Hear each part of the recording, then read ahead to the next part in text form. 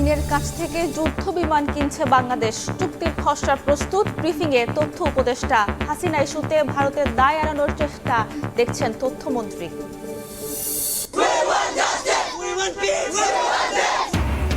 মিয়ানমারের কুটচালে রোহিঙ্গা ঢলের ৯ বছরেও অনিশ্চিত প্রত্যাবাসন। স্বদেশে ফেরার দাবিতে কক্সবাজারের সমাবেশ।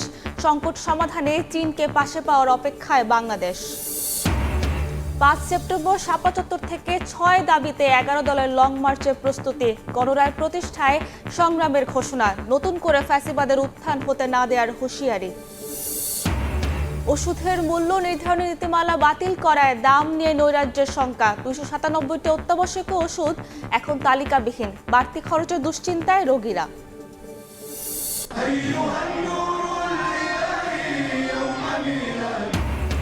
দেশে দেশে পবিত্র ঈদে মিলাদুন্নবী পালন। নবীর প্রতি ভালোবাসা শ্রদ্ধা প্রদর্শন। শোভাযাত্রা ও আতশবাজিতে মুখর মুসলিম বিশ্ব। অসহায়দের মাঝে খাবার বিতরণ।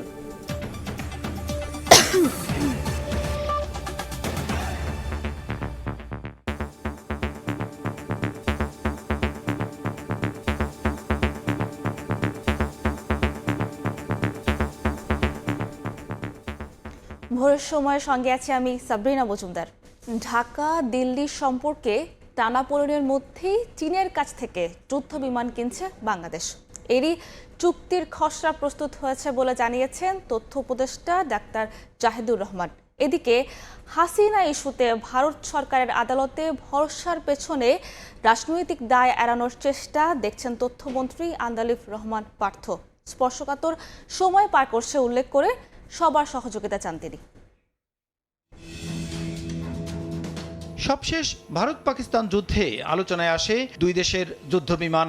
পাকিস্তানের ভেতরে ঢুকে নির্দিষ্ট লক্ষ্যে হামলা চালাতে ফ্রান্সের তৈরি রাফাল ব্যবহার করে ভারত।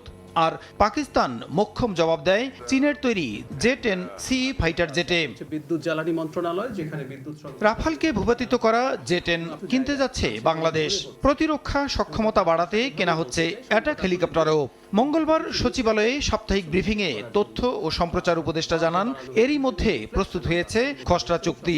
ভারত পাকিস্তানের যখন যুদ্ধ হচ্ছে ভারতের ডেসল রাফাল ডাউন হয়েছিল এবং সেটা করেছিল চাইনিজ J-10। রাফালকে বলা হয় 4.5 জেনারেশনের সবচেয়ে আধুনিক ফাইটারগুলোর একটা। তার সাথে কমব্যাট সিচুয়েশনে খুবই ভালো করেছে। তো বাংলাদেশ সেদিকে মনোযোগ দিয়েছে। J-10CE এবং অ্যাটাক হেলিকপ্টার একটি কমিটি কর্তৃক নেগোসিয়েশন মিটিং এর খসড়া চুক্তিপত্র হয়েছে। আমরা J-10 ফাইটার বাংলাদেশ কিনতে পারি। প্রশ্নের জবাবে তথ্য ও সম্প্রচার মন্ত্রী বলেন রাজনৈতিক দায়ভার এড়াতেই দণ্ডপ্রাপ্ত শেখ হাসিনার বিষয়ে আদালতে নিয়ে যাচ্ছে ভারত সরকার, যা তার জন্য সুখকর নয়। উনি গিয়েছিলেন একভাবে, ওই সরকার হয়তো পলিটিক্যালি এখন ওই দায়ভার নিতে চাচ্ছেন না বলে এটা জুডিশিয়ারির উপরে দিয়ে দিচ্ছেন। তো আমার মনে হয় যে ওনার জন্য ওই সংবাদটা খুব একটা সুখকর হবেন না। শুধুমাত্র উনি কেন, প্রত্যেককেই আমরা ফেরত চাই, যাদের নামে মামলা। স্বৈরাচারের পক্ষে সম্মতি উৎপাদন রাষ্ট্রদ্রোহিতার পর্যায়ে গেলে ব্যবস্থা নেয়ার হুঁশিয়ারি দিয়ে মন্ত্রীর আশা স্পর্শকাতর বিষয়ে সরকারের পাশে থাকবে জনগণ। যে আমরা কাউকে নিয়ন্ত্রণ করব না, আমরা কারো মুখ বন্ধ করে দেব না। এবং আমি বিশ্বাস করি আপনারা গণতন্ত্রের আরেকটা স্তম্ভ, আপনারা আছেন তাই আমরা এখানে আছি। যদি কেউ ফ্যাসিজমকে সাপোর্ট করে, প্রমোট করে, সেই জিনিসটাকে তো আসলে আমরা সামাজিকভাবে ধিক্কার জানানো ছাড়া কিছু করতে পারি না। আসলেই যে তারা রাষ্ট্রবিরোধী কোনো কাজ যখন করছে তখন ইনশাআল্লাহ law will take its own course. এর আগে সরকারের ১৮০ দিনের কর্মপরিকল্পনা বাস্তবায়ন বিষয়ক আই হ্যাভ আ প্ল্যান গণতান্ত্রিক অভিযাত্রার ৬ মাস গ্রন্থের মোড়ক উন্মোচন করেন তথ্যমন্ত্রী। প্রসূন আশিস, সময় সংবাদ, ঢাকা। ব্রিটিশ নাগরিকত্ব প্রত্যাহার করেছেন পররাষ্ট্র প্রতিমন্ত্রী হুমায়ুন কবির। সংবিধান মেনে শপথ নিয়েছেন। এক্ষেত্রে আইনের ব্যত্যয় ঘটেনি বলে জানিয়েছেন আইনমন্ত্রী মোহাম্মদ আসাদুজ্জামান। বলেন বাগেরহাটে কোস্ট গার্ডের বিরুদ্ধে গুমের অভিযোগ তদন্ত করা হবে। প্রসূন আশিসের আরও একটু report. I don't think there is anybody, that will question my Bangladeshism and my stand. Moinuddin Fakhruddin এর জ্বালা উঠছে, তার আমার লাকি। দ্বৈত নাগরিকত্ব ইস্যুতে সাংবাদিকদের প্রশ্নের জবাবে সোমবার এভাবেই প্রতিক্রিয়া জানান পররাষ্ট্র প্রতিমন্ত্রী হুমায়ুন কবির। স্পষ্টভাবে উত্তর না দিয়ে জিয়ে রাখেন প্রশ্ন। এর পরদিন মঙ্গলবার সচিবালয়ে সমাজ কল্যাণ মন্ত্রণালয় আয়োজিত অনুষ্ঠানে বিষয়টি নিয়ে গণমাধ্যম কর্মীদের প্রশ্নের মুখে পড়েন আইনমন্ত্রী। বলেন, ব্রিটিশ নাগরিকত্ব প্রত্যাহার করেছেন পররাষ্ট্র প্রতিমন্ত্রী হুমায়ুন কবির। সংবিধান অনুযায়ী শপথ নিয়েছেন, এক্ষেত্রে আইনের কোনো ব্যত্যয় ঘটেনি। আইনি ভাষায় বলেন, এটাকে বলে ডিমিং ক্লজ। যখন শপথ দেওয়া হয়েছে আমরা সাংবিধানিকভাবে দিয়েছি, ব্যত্যয়ের কোনো কিছু ঘটেনি। সুতরাং আমরা যা করেছি সাংবিধানিকভাবে করেছি। বাগেরহাটে কোস্টগার্ডের বিরুদ্ধে গুমের অভিযোগ স্বাধীনভাবে তদন্ত করা হবে উল্লেখ করে আইনমন্ত্রী বলেন, দেশে আইনি সহায়তা পাওয়া প্রতিটি মানুষের মৌলিক অধিকার। বাগেরহাটে একটা গুমের ঘটনার অভিযোগ এসেছে কোস্টগার্ডের বিরুদ্ধে, সেটা ইন্ডিপেন্ডেন্টলি তদন্ত হবে। ভিকটিম ফ্যামিলিগুলো যে ওখানে সরকারি স্থাপনায় হামলা করেছে তার জন্য মামলা হয়েছিল। 12 জন সম্ভবত আসামি ছিলেন। তাদের আইনজীবী দেওয়ার ক্ষমতা ছিল না। 24 ঘন্টার মধ্যে তাদেরকে আইনজীবী দিয়ে তাদের জামিনের ব্যবস্থা আমরা করেছি। আমরা মনে করি প্রত্যেকটা মানুষের লিগ্যাল এইড পাওয়ার অধিকার, মানবাধিকার এবং মৌলিক অধিকার দুটোই। একই অনুষ্ঠানে সমাজ কল্যাণ মন্ত্রী ডাক্তার AZM জাহিদ হোসেন বলেন, অবহেলিত শ্রেণীর অধিকার যেন ক্ষুণ্ণ না হয় সে লক্ষ্যেই নানা উদ্যোগ নিচ্ছে সরকার। শিশু নির্যাতন বলে, নারী নির্যাতন বলেন, অথবা দুস্থ মানুষ সে তার বিচার পাচ্ছে না বা তার প্রতি কোনো অন্যায় আচরণ হচ্ছে, সেই সহযোগিতা নেওয়ার তাদের ক্ষমতা নাই। সেইটা রাষ্ট্রের দায়িত্ব। সেই দায়বদ্ধতা থেকেই আজকে আমাদের এই সমঝোতা স্মারক স্বাক্ষর করা। অনুষ্ঠানে সুবিধা বঞ্চিত নারী, শিশু ও ঝুঁকিপূর্ণ জনগোষ্ঠীর সামাজিক সুরক্ষা ও ন্যায় বিচার নিশ্চিত করার লক্ষ্যে এক ত্রিপক্ষীয় সমঝোতা স্মারক সই হয়। প্রসূন আশিস, সময় সংবাদ, ঢাকা। সরকারের 180 দিনের মাথায় মন্ত্রিসভায় রদবদলকে ইতিবাচক হিসেবে দেখছেন রাজনৈতিক বিশ্লেষকরা। তবে মন্ত্রিসভার আকার আর বড় না করার আহ্বানও জানিয়েছেন তারা। সেই সঙ্গে কাজের স্বচ্ছতা নিশ্চিতে মন্ত্রণালয়ের কর্মকর্তাদের কার্যক্রমের স্বচ্ছতা নিশ্চিত করতে হবে। এদিকে মন্ত্রণালয়ের কার্যক্রমের মূল্যায়নের উপর সামনেও মন্ত্রিসভায় রদবদলের ইঙ্গিত দিচ্ছে নীতি নির্ধারকরা। নুরে আলমের প্রতিবেদন। প্রধানমন্ত্রী তারেক রহমানের নেতৃত্বে বিএনপি সরকার দায়িত্ব নেয়ার 6 মাসের মাথায় মন্ত্রিসভায় রদবদল করা হয়েছে। গত 21 আগস্ট নতুন 4 জন মন্ত্রী ও 2 জন প্রতিমন্ত্রী শপথ গ্রহণ করেন। এর মধ্যে তথ্য সম্প্রচার মন্ত্রণালয়ে মন্ত্রী পরিবর্তন করা হয়েছে। আর বিএনপির সাবেক মহাসচিব এবং স্থানীয় সরকার মন্ত্রী মির্জা ফখরুল ইসলাম আলমগীর রাষ্ট্রপতি হওয়ায় এই মন্ত্রণালয়ের দায়িত্ব পেয়েছেন বিএনপির স্থায়ী কমিটির সদস্য ডক্টর আব্দুল মঈন খান। সরকারের পক্ষ থেকে বলা হচ্ছে, মন্ত্রিসভায় সংযোজন বিয়োজন ধারাবাহিক কাজ। এটা রুটিন ওয়ার্ক, প্রায় এটা হয়ে থাকে, রদবদল হয়। পারফরমেন্স দেখে উনি অনেক সময় রিসাপল করেন, মন্ত্রিসভা পুনর্গঠনও করতে পারেন, সেটা এখতিয়ার প্রধান। এদিকে এই পরিবর্তনের পরে মন্ত্রিসভার সদস্য সংখ্যা এখন 51 জন। মন্ত্রিসভার বাইরে প্রধানমন্ত্রীর উপদেষ্টা আছেন 11 জন।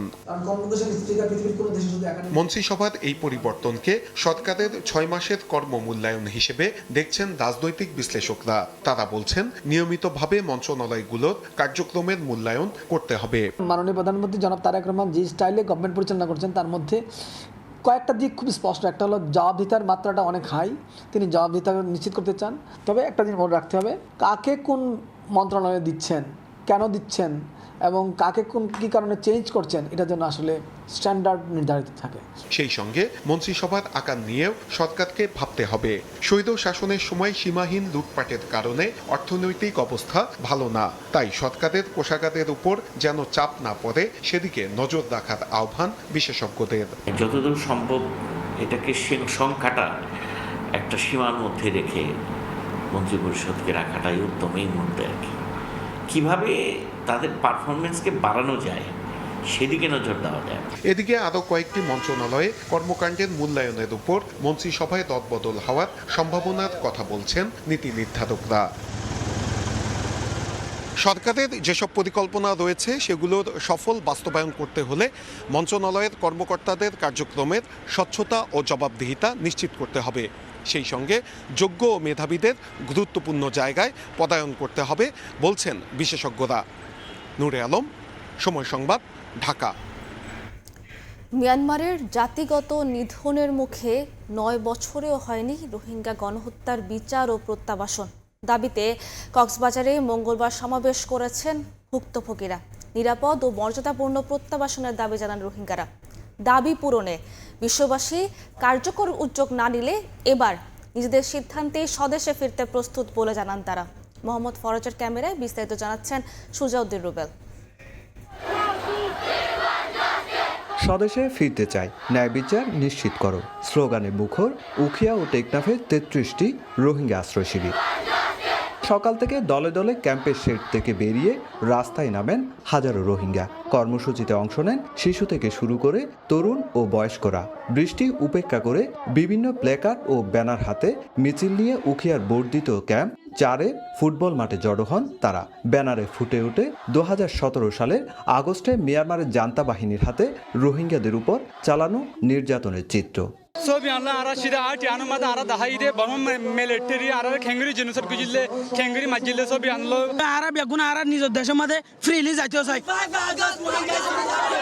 টেকনাফের অধিকাংশ রোহিঙ্গা ক্যাম্পেও নানা কর্মসূচির মধ্য দিয়ে দিবসটি পালন করা হয়। আলাদা সমাবেশে রোহিঙ্গা নেতারা তুলে ধরেন একাধিক দাবি। সারা দুনিয়ার ওয়ালরে দিয়ে দিই আল্লাহ যদি আর বিচারখান গরিয়র যদি মায়াম্মা যাইবাল্লা এখন ফিরে যাইবাল্লা আমরা চাই আল্লাহ আরারে এরা আইনে মুসলমানের দেশমার তাই কি হিসাবে আর আস্তর দিয়ে শুকরিয়া আদারও ইয়ানোর বিচারখান সারা ওয়ালর দিছাম স্যার আর দেশত আর নিরাপত্তা যাইতাম স্যার আর সমাজের রাশন মাথার উড়ুলই সেফটি সিকিউরিটি ইনশিওর করি আর কারো জমিনের মাঝে আর জমিনের আর গরর আর যাইম ইনশাআল্লাহ আর তুল বেকুল ফুরাই গিয়ে মগর আর ইমন নরা আর এনজয় বাতো আর খেঙ্গরে নিজরা বাসিয়র নিজর দেশত ওয়াফিস যাইম বহুত দিন আর তো প্ল্যান প্রোগ্রাম দিবা আসি বললে আর সিগারেট প্ল্যান তাহলে আর দেশত তারা ওয়াফিস যাইম বহুত দিবে আর নিজরা ডিসিশন আর যাইম বই। বর্তমানে কক্সবাজারের 33টি ক্যাম্পে 12 লাখের বেশি রোহিঙ্গার বসবাস করছে। রোহিঙ্গা সংকটে 9 বছর পেরিয়েছে, কিন্তু মিয়ানমারের ছলছাতুরিতে একজন রোহিঙ্গাকেও স্বদেশে ফিরিয়ে না সম্ভব হয়নি। তাই আজকের এই দিনে রোহিঙ্গাদের একটাই দাবি, দ্রুত সময়ের মধ্যে স্বদেশে যেন ফিরিয়ে নেয় তাদেরকে। তা বিশ্ববাসী বাস্তবায়ন করবে। উখিয়ার কুতুবালন ক্যাম্প থেকে সুজাউদ্দিন রুবেল, সময় সংবাদ, কক্সবাজার। প্রায় 1 দশক হতে চললেও রোহিঙ্গা প্রত্যাবাসনে অগ্রগতি না থাকায় উদ্বেগ জানিয়েছেন বাংলাদেশে নিযুক্ত ইইউ রাষ্ট্রদূত মাইকেল মিলার। তিনি বলেন, রোহিঙ্গাদের স্বেচ্ছা ও মর্যাদাপূর্ণ প্রত্যাবাসন নিশ্চিত করতে চায় ইউরোপীয় ইউনিয়ন। এদিকে রোহিঙ্গাদের সহায়তায় 100 কোটি টাকার সহায়তার প্রতিশ্রুতি দিয়েছে ডেনমার্ক। নিরাপত্তা, মানবাধিকার আর প্রত্যাবাসনের অনিশ্চয়তা, দীর্ঘ 9 বছর ধরে এমন বাস্তবতায় বাংলাদেশে আশ্রিত রোহিঙ্গারা। মিয়ানমারে সহায়ক পরিবেশ তৈরি না হওয়ায় বারবার হোঁচট খেয়েছে বাস্তুচ্যুত এসব মানুষকে ফেরত পাঠানোর প্রক্রিয়া।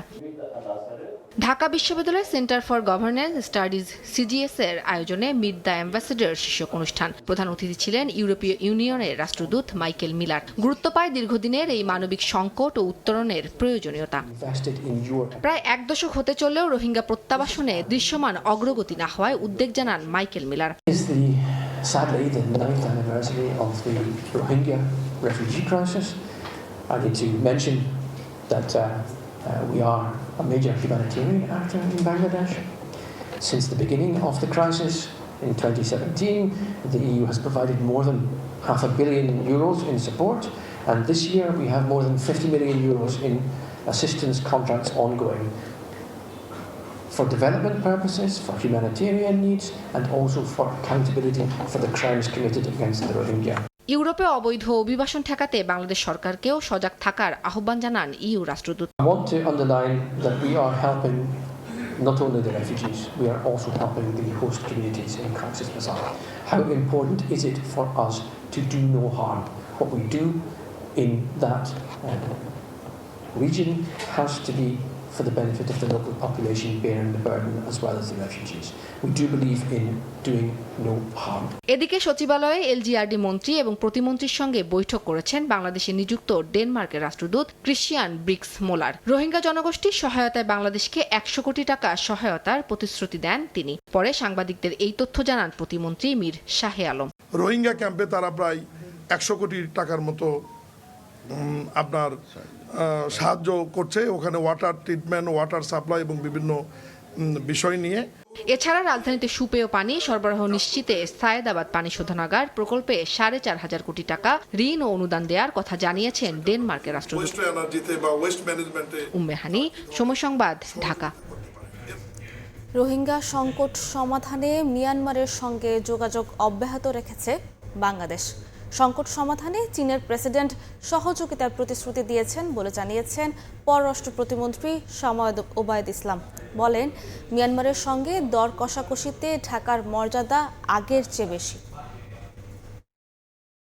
আওয়ামী লীগ সরকারের সময় বিরোধী মত দমনের অভিযোগের পর এবার বিএনপি সরকারের আমলেও মানবাধিকার নিয়ে প্রশ্ন তুলেছে হিউম্যান রাইটস ওয়াচ।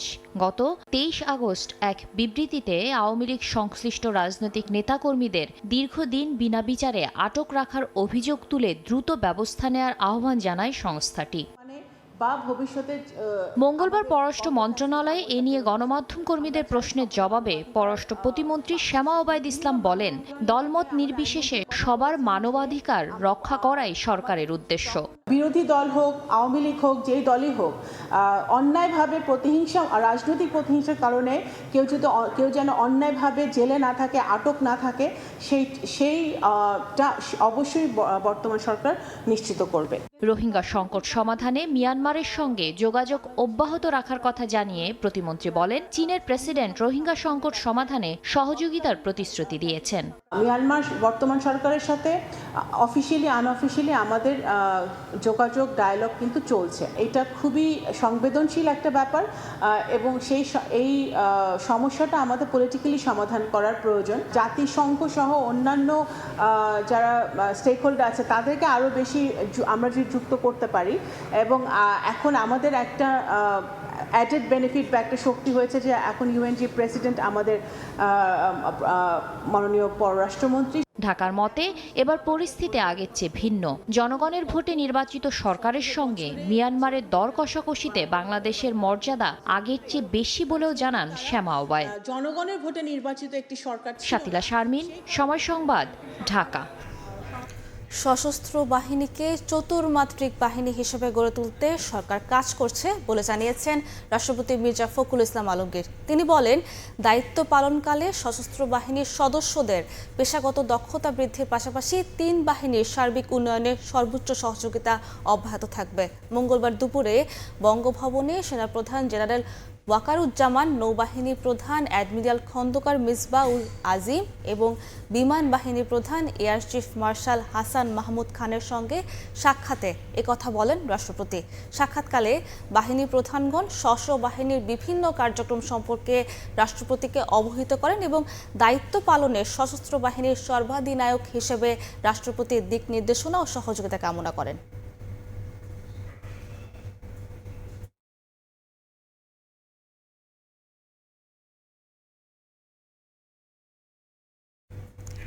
সাম্যের ভিত্তিতে ন্যায় ও ইনসাফের সমাজ এবং রাষ্ট্র গঠনে মহানবী সাল্লাল্লাহু আলাইহি ওয়াসাল্লামের আদর্শ অনুকরণের বিকল্প নেই।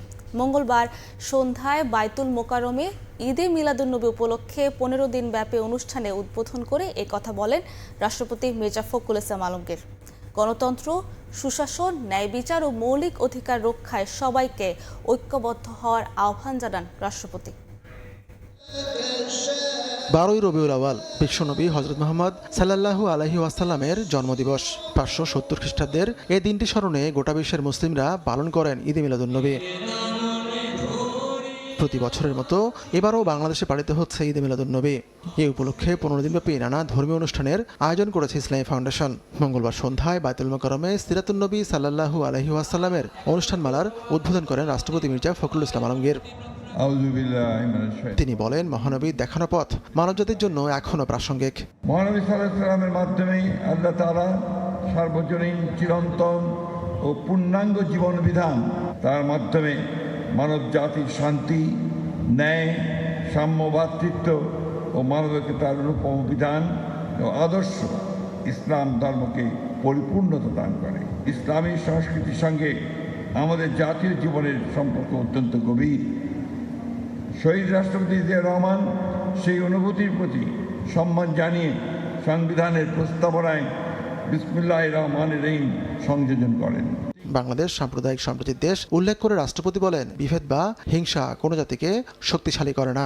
অতীতের কর্তৃত্ববাদ, ফ্যাসিবাদ ও অন্যায় যেন আর কখনো ফিরে না আসে, সেই জন্য রাসূলুল্লাহ সাল্লাল্লাহু আলাইহি সাল্লামকে অনুসরণ করে এবং ধর্মের শান্তি, ন্যায় ও সম্প্রীতির মর্মবাণীকে হৃদয়ে ধারণ করে গণতন্ত্র, ন্যায় বিচার, সুশাসন ও মানুষের মৌলিক অধিকার রক্ষায় আমাদের ঐক্যবদ্ধ থাকতে হবে।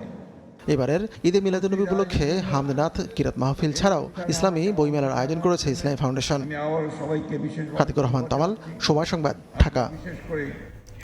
পবিত্র ঈদে মিলাদুন্নবী উপলক্ষে দেশবাসী সহ সমগ্র মুসলিম উম্মাহকে শুভেচ্ছা জানিয়েছেন প্রধানমন্ত্রী তারেক রহমান।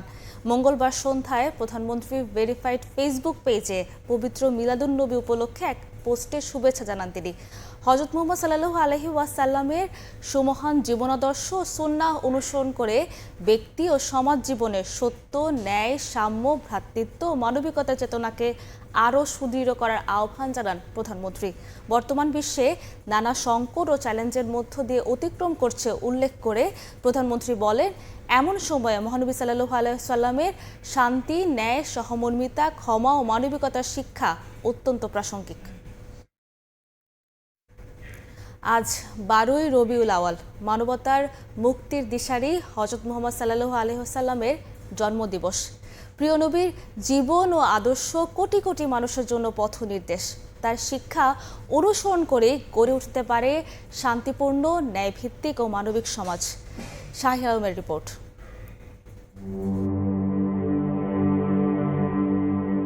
এক সময়ের কথা যখন অন্ধকারে নিমজ্জিত ছিল গোটা আরব সমাজ, অন্যায়, অনাচার, অবিচার আর হানাহানি হয়ে উঠেছিল মানুষের নিত্যদিনের সঙ্গী। কন্যা শিশুকে জীবন্ত কবর দেওয়া থেকে শুরু করে দুর্বলদের উপর অত্যাচার, মানবিকতার চরম বিপর্যয় নেমে এসেছিল সমাজে। মানুষ যখন অন্যায় আর অন্ধকারের চূড়ান্ত সীমায় পৌঁছে যাচ্ছিল, ঠিক তখনই মানবতার মুক্তির দিশারি হয়ে পৃথিবীতে আগমন করেন মহানবী হযরত মুহাম্মদ সাল্লাল্লাহু আলাইহি ওয়াসাল্লাম। হযরত মুহাম্মদ সাল্লাল্লাহু আলাইহি ওয়াসাল্লাম 570 খ্রিস্টাব্দে 12ই রবিউল আউয়াল মক্কা নগরীতে জন্মগ্রহণ করেন। তার পিতা আব্দুল্লাহ এবং মাতা আমিনা। শৈশব থেকে সত্যবাদিতা ও বিশ্বস্ততার জন্য পরিচিত ছিলেন তিনি। 40 বছর বয়সে হেরা গুহায় তার উপর কোরআন নাজিল হয়। এরপর ধীরে ধীরে সমগ্র মানবজাতির কাছে পৌঁছে দিতে থাকেন এক আল্লাহর একাত্মবাদের বাণী, সত্য, ন্যায় ও মানবতার বার্তা। সত্যের বাণী প্রচার করতে গিয়ে মহানবী হযরত মুহাম্মদ সাল্লাল্লাহু আলাইহি সাল্লামকে অসংখ্যবার সহ্য করতে হয়েছে নির্যাতন ও বাধা। মক্কার কাফেরদের অত্যাচার, সামাজিক বয়কট, প্রিয়জন হারানোর বেদনা, সবকিছুর মধ্যেও তিনি অবিচল ছিলেন সত্য ও ন্যায়ের পথে। তার জীবনের প্রতিটি অধ্যায়ে মানবতার জন্য এক একটি শিক্ষা। ক্ষমা, দয়া, সহনশীলতা, ন্যায় বিচার ও মানুষের প্রতি ভালোবাসার যে আদর্শ তিনি রেখে গেছেন, তা আজও কোটি কোটি মানুষের জীবনকে পথ দেখায়। কিভাবে আমি কাজ করব, কিভাবে আমি কথা বলবো, কিভাবে আমি আচরণ করব, প্রতিটি জায়গায় তিনি আমাদের জন্য আদর্শ, যেটা আল্লাহ পাক স্পষ্ট করে বলেছেন, লাকাদ কানা লাকুম ফি রাসূলিল্লাহি উসওয়াতুন হাসানা। নিশ্চয়ই তোমাদের জন্য তোমাদের নবী মুহাম্মদ সাল্লাল্লাহু আলাইহি ওয়াসাল্লামের জীবনে রয়েছে সর্বোত্তম আদর্শ। তার চেয়ে সুন্দর আদর্শ আমাদের জন্য আর কেউ নেই এবং কেউ হতে পারে না। আল্লাহর রাসূলকে ভালোবেসে তার জীবন ও আদর্শ অনুসরণ করাই তার উম্মতের জন্য উত্তম পন্থা। তার দেখানো পথে চলার মধ্যেই রয়েছে দুনিয়া ও আখিরাতের কল্যাণ। শাহিন আলম, সময় সংবাদ, ঢাকা। বিশ্বজুড়ে ধর্মীয় ভাব গাম্ভীর্য আর নানা সাংস্কৃতিক আয়োজনে পালিত হচ্ছে মহানবী হযরত মুহাম্মদ সাল্লাল্লাহু আলাইহি ওয়াসাল্লামের জন্মবার্ষিকী। ইয়েমেন থেকে ইরাক, লেবানন থেকে তিউনিসিয়া, নবীর প্রতি ভালোবাসা ও শ্রদ্ধায় মুখর মুসলিম বিশ্বের নানা প্রান্ত। কোথাও শোভাযাত্রা, ধর্মীয় সঙ্গীত ও আতশবাজি, কোথাও আবার অসহায়দের মাঝে খাবার বিতরণ। ইয়েমেনের সানায় মহানবী হযরত মুহাম্মদ সাল্লাল্লাহু আলাইহি ওয়াসাল্লামের জন্মবার্ষিকী উপলক্ষে জড়ো হন বিপুল সংখ্যক মানুষ। আল শাব মসজিদের সামনে সবুজ পতাকা হাতে ধর্মীয় স্লোগান দেন তারা। আয়োজকদের দাবি, নবীর প্রতি ভালোবাসা ও আনুগত্যের বার্তা দিতেই প্রতি বছর এভাবে সমবেত হন ইয়েমেনিরা। রাতে আতশবাজিতে আলোকিত হয় ইয়েমেনের সানার আকাশ। ইরাকের বাগদাদে আবু হানিফা আল নোমান মসজিদ ঘিরে ছিল উৎসবের আমেজ। মসজিদের চারপাশে জড়ো হন বিপুল সংখ্যক মুসল্লি ও দর্শনার্থী। আলোয় সাজানো সড়কে ধর্মীয় সঙ্গীত, দোয়া ও মোমবাতি প্রজ্বলনের আয়োজন করা হয়। পাশাপাশি বিতরণ করা হয় খাবার ও মিষ্টি। অংশগ্রহণকারীরা দিনটিকে মুসলিমদের সামাজিক বন্ধন ও ঐক্যের প্রতীক হিসেবে উল্লেখ করেন। ইরাকের কুর্দিস্তান অঞ্চলের ইরবিলে মহানবীর জন্মবার্ষিকী উপলক্ষে জড়ো হন হাজারো মানুষ। শহরের ঐতিহাসিক দুর্গের কাছে ধর্মীয় স্লোগানে মুখর হয়ে ওঠে এলাকা। সেখানে মহানবী হজরত মোহাম্মদ সাল্লাল্লাহু আলাইহি সাল্লামের নাম লেখা বিশাল ব্যানার প্রদর্শন করা হয়। স্বেচ্ছাসেবকরা অংশগ্রহণকারীদের বিনামূল্যে পানি ও মিষ্টি বিতরণ করেন। লেবাননের সিদনে সুফি অনুসারীরা আয়োজন করেন বিশেষ শোভাযাত্রার। রিফাই সুফি লজ থেকে শুরু হয়ে পুরনো শহরের ঐতিহাসিক সড়ক ঘুরে যায় এ শোভাযাত্রা। সঙ্গে ছিল ধর্মীয় স্লোগান, তরবারি ও ঢাল। কিছু অনুসারী ঐতিহ্যবাহী শীষ আচারেও অংশ নেন। শোভাযাত্রার পথ জুড়ে স্থানীয় বাসিন্দারা মিষ্টি বিতরণ ও গোলাপ জল ছিটিয়ে স্বাগত জানান। তিউনেশিয়ায় মহানবী সাল্লাল্লাহু আলাইহি সাল্লামের জন্মবার্ষিকী উপলক্ষে আয়োজন করা হয় ঐতিহ্যবাহী স্টাম্বালি সঙ্গীতের শোভাযাত্রা। রাজধানী তিউনিসের ঐতিহাসিক মদিনার সরু সড়কগুলোতে ভিড় করেন দর্শনার্থীরা। আফ্রিকান শিকড়ের এই ঐতিহ্যবাহী সঙ্গীত ও নৃত্য পরিবেশন করেন শিল্পীরা। ধর্মীয় উৎসবের পাশাপাশি স্থানীয় সংস্কৃতি তুলে ধরারও সুযোগ হয়ে ওঠে আয়োজনটি। সোমালিয়ার মোগাদিশুতে ধর্মীয় স্লোগান, নাশিদ ও শোভাযাত্রায় অংশ নেন হাজারো মানুষ। নারী পুরুষের অংশগ্রহণে শহরের বিভিন্ন সড়ক মুখর হয়ে ওঠে।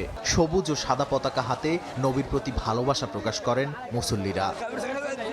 আয়োজকেরা ১,৫৩৮টি উট দান হিসেবে সংগ্রহ করে সেগুলোর মাংস দরিদ্র ও অসহায় পরিবারের মধ্যে বিতরণ করেন।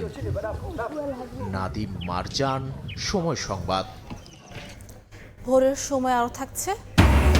রংপুরে একই পরিবারের 4 জন হত্যাকাণ্ডে 2 আসামির ডোপ টেস্টের প্রস্তুতি। তদন্তে সন্তুষ্ট নন বাদীপক্ষ। সব প্রশ্ন সামনে রেখে চলছে কাজ, বলছেন তদন্ত। গণভোটের রায় প্রতিষ্ঠায় সংগ্রাম চালিয়ে যাওয়ার ঘোষণা দিয়েছে 11 দলীয় ঐক্য।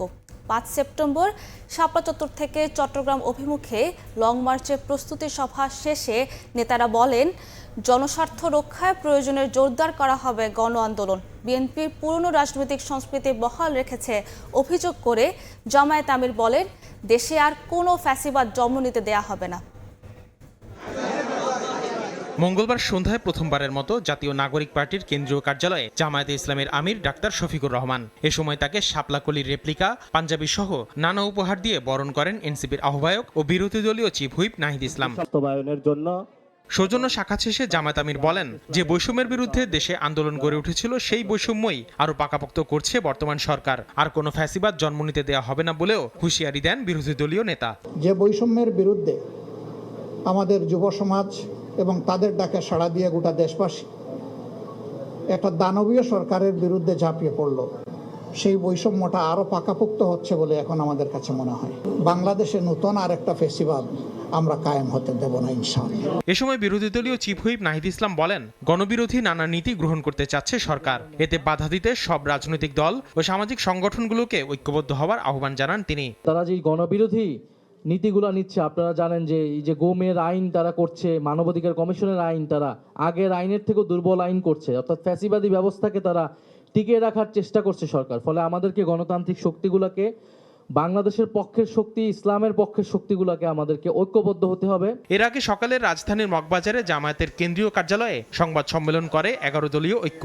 জামায়াতের সেক্রেটারি জেনারেল মিয়া গোলাম পরোয়ার বলেন, গণভোটের রায় বাস্তবায়ন সহ 6 দফা দাবিতে 5 সেপ্টেম্বর শাপলা চত্বর থেকে চট্টগ্রাম অভিমুখে লং মার্চ শুরু হবে। নিয়মতান্ত্রিক গঠনমূলক কর্মসূচি দিয়ে আমরা যে 70% জনগণ হা বলেছে, আমরা সেই জনগণের সাথে রাজপথেও আমরা থাকতে চাই। এই পূরণের দাবিতে আশা করি অন্যান্য রাজনৈতিক দল, 11 দলের বাইরে যারা আছেন তাদেরকেও আমরা আন্তরিকভাবে সহযোগিতা কামনা করি। গণভোটের রায় বাস্তবায়ন না হলে আন্দোলন জোরদারের হুঁশিয়ারিও দেন জামায়াতের এই নেতা। আমাদের রোড মার্চকে শান্তিপূর্ণ এবং সাফল্যমণ্ডিত করব। আসিফ মোহাম্মদ সিয়াম, সময় সংবাদ, ঢাকা। প্রতিষ্ঠার 85 বছর পার করল জামায়াতে ইসলামী। উপমহাদেশের প্রাচীন এ সংগঠন নানা রাজনৈতিক চড়াই উতরাই পেরিয়ে বর্তমানে দেশের প্রধান বিরোধী দল। দলটির নীতি নির্ধারণী স্তরের নেতারা বলছেন, প্রতিষ্ঠাকালীন লক্ষ্য উদ্দেশ্য বাস্তবায়নে এখনও অবিচল তারা। বারবার সংকট এলেও জনঘনিষ্ঠ রাজনীতি করায় তা থেকে উতরে গেছে জামায়াত, এমন দাবিও করছেন কেউ কেউ। বিশ্লেষকদের মতে, সময়ের বাস্তবতায় রাজনৈতিক কৌশল পরিবর্তন না করলে আবারও অতীত অভিজ্ঞতার মুখোমুখি হতে পারে দলটি। বিস্তারিত শফিক মুন্সির প্রতিবেদনে। জেল খাটছেন, আমি জেল খাটছি, আলহামদুলিল্লাহ। বাংলাদেশ জামায়াতে ইসলামীর এই শীর্ষ নেতা দাবি করছেন, 1941 সালে তাদের সংগঠনের প্রতিষ্ঠাকালে যে লক্ষ্য ও উদ্দেশ্য ঠিক করা হয়েছিল তা বাস্তবায়নে এখনও অবিচল তাদের দল। নবী রাসূল যা করেছেন রাষ্ট্রীয়ভাবে, জামায়াত ইসলামী ওই একইভাবে রাষ্ট্র পরিচালনার জন্য গঠিত হয়েছে। আমরা সঠিক পথে যাব, ইহদিনাস সিরাতাল মুস্তাকিম, মানুষের কল্যাণের জন্য কাজ করছি। আজকে হয়তো মানুষ বুঝবে না, কিন্তু বুঝবে একদিন। এই উপমহাদেশে ব্রিটিশ শাসনামলের শেষ দশকে অখণ্ড ভারতের বুকে মাওলানা আবুল আলা মওদুদীর হাতে প্রতিষ্ঠা পায় জামায়াত ইসলামী হিন্দ নামের সংগঠন। এই অঞ্চলে পুঁজিবাদী গণতন্ত্র এবং প্রাচ্যের সমাজতন্ত্রের উত্থানের সময় মধ্যপন্থী ইসলামী ঘরানায় নাগরিকদের চিন্তা ও রাষ্ট্র সংস্কারই ছিল সংগঠনটির মূল লক্ষ্য। দুবার দেশভাগ এবং 4 বারের নিষেধাজ্ঞার অভিজ্ঞতা সম্পন্ন দলটির আজ বাংলাদেশ অংশের নাম বাংলাদেশ জামায়াত ইসলামী। শহীদ রাষ্ট্রপতি জিয়াউর রহমান দেশে বহুদলীয় গণতন্ত্রের যাত্রা শুরু করলে মুক্তিযুদ্ধে বিতর্কিত অবস্থানের তকমা নিয়েই স্বাধীনতার 8 বছর পরে স্বনামে রাজনীতিতে সক্রিয় হয় জামায়াত। সবশেষ হাসিনা আমলে নানা ঘাত প্রতিঘাতে ডজনখানেক শীর্ষ নেতা হারায় দলটি। কর্মী বাহিনীর বড় অংশের ওপর নেমে আসে রাষ্ট্রীয় চাপের খড়গ। রাজনৈতিক ঘটনাচক্রে ভারত বা পাকিস্তানে খুব বেশি সফল না হলেও বাংলাদেশে সংগঠনটি এখন প্রধান বিরোধী দলের ভূমিকায়। দীর্ঘদিনের বন্ধুত্বপূর্ণ সম্পর্কের স্বীকৃতি। দলটির নীতি নির্ধারণী পর্যায়ের নেতারা বলছেন, গণমুখিতার দলীয় আদর্শের ফলে আপামর মানুষের কাছে গ্রহণযোগ্য অবস্থানে জামায়াত। তারা বলছেন, এ কারণেই বারবার সংকট এলেও তা মোকাবেলা করে ঘুরে দাঁড়িয়েছে সংগঠনটি।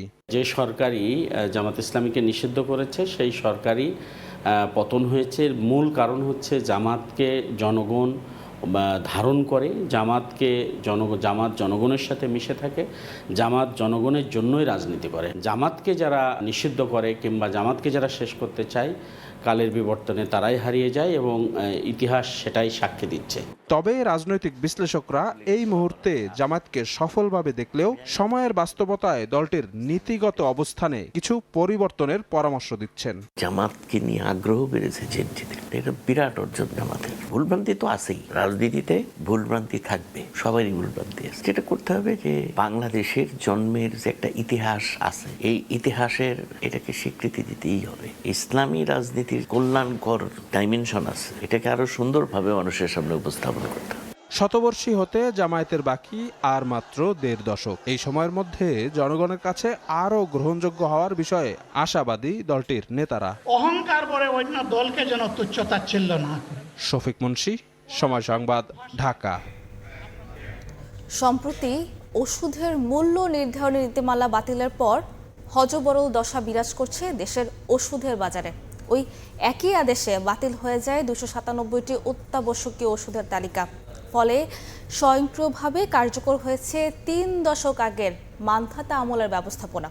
জনস্বাস্থ্য বিশেষজ্ঞরা বলছেন, এতে বাজারে নিয়ন্ত্রণ হারালো সরকার। দাম নিয়ে নৈরাজ্য সৃষ্টি করবে কোম্পানিগুলো, যে কারণে মূল্যস্ফীতির বাজারে আর এক দফা বাড়তি খরচের চিন্তায় আছেন রোগীরা।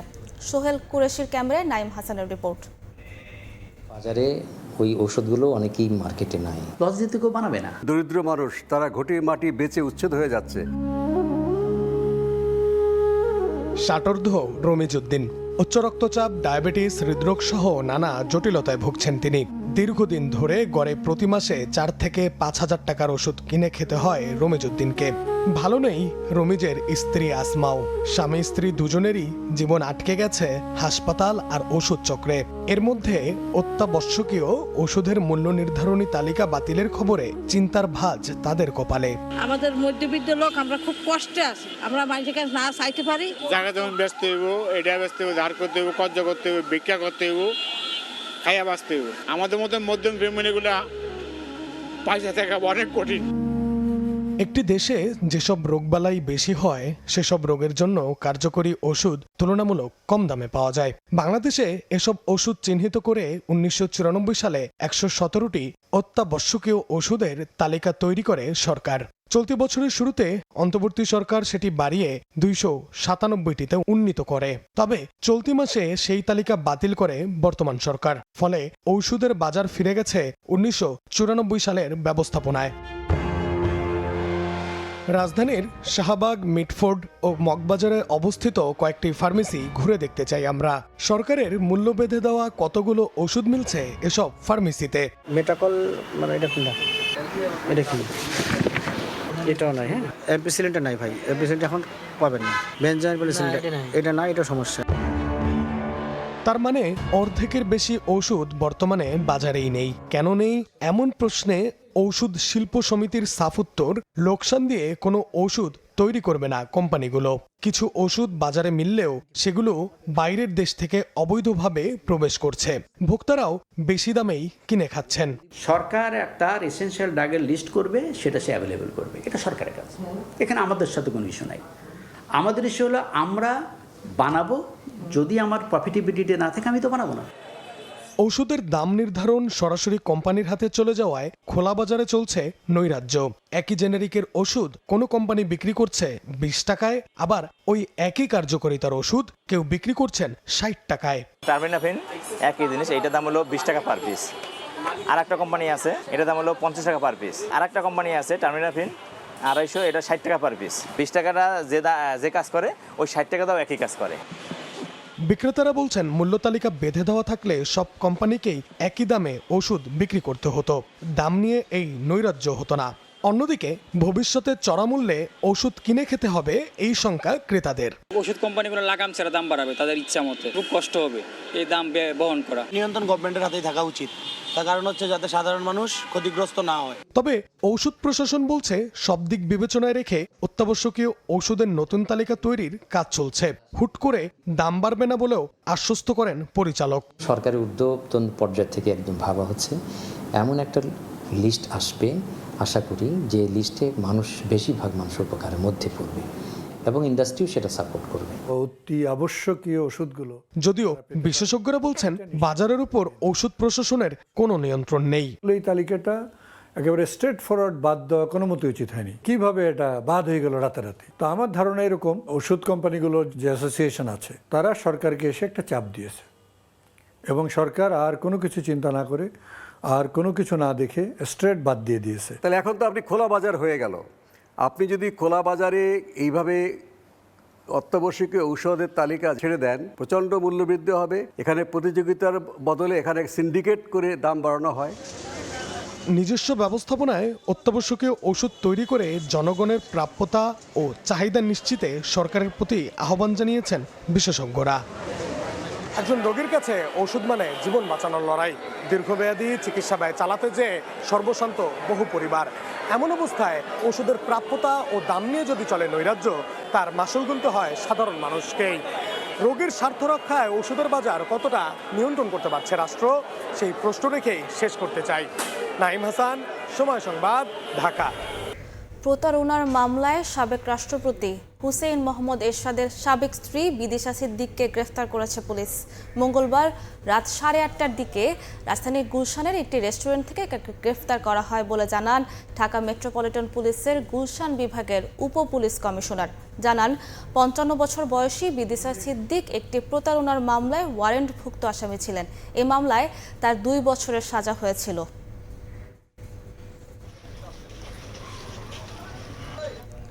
মাদক সেবীদের কোনো কাণ্ড জ্ঞান থাকে না, রংপুরের ঘটনা তারই উদাহরণ বলে মন্তব্য করেছেন বিএনপির ভারপ্রাপ্ত মহাসচিব রুহুল কবির রিজভী। জাতীয় শিল্পকলা একাডেমিতে নজরুল বর্ষ উপলক্ষে আয়োজিত অনুষ্ঠানে কথা বলেন তিনি। জাতীয় কবির গান মানুষকে পরিশুদ্ধ করে তার লেখনী পড়লে অপরাধ থেকে দূরে থাকা যায় বলে মন্তব্য করেন তিনি। বলেন, শিশুদের মূল্যায়ন না করলে একজন রাজনীতিবিদ কখনোই রাষ্ট্রনায়ক হয়ে উঠতে পারেন না। পরে নজরুল বর্ষ উপলক্ষে সাংস্কৃতিক পরিবেশনায় অংশ নেয় শিশু কিশোররা।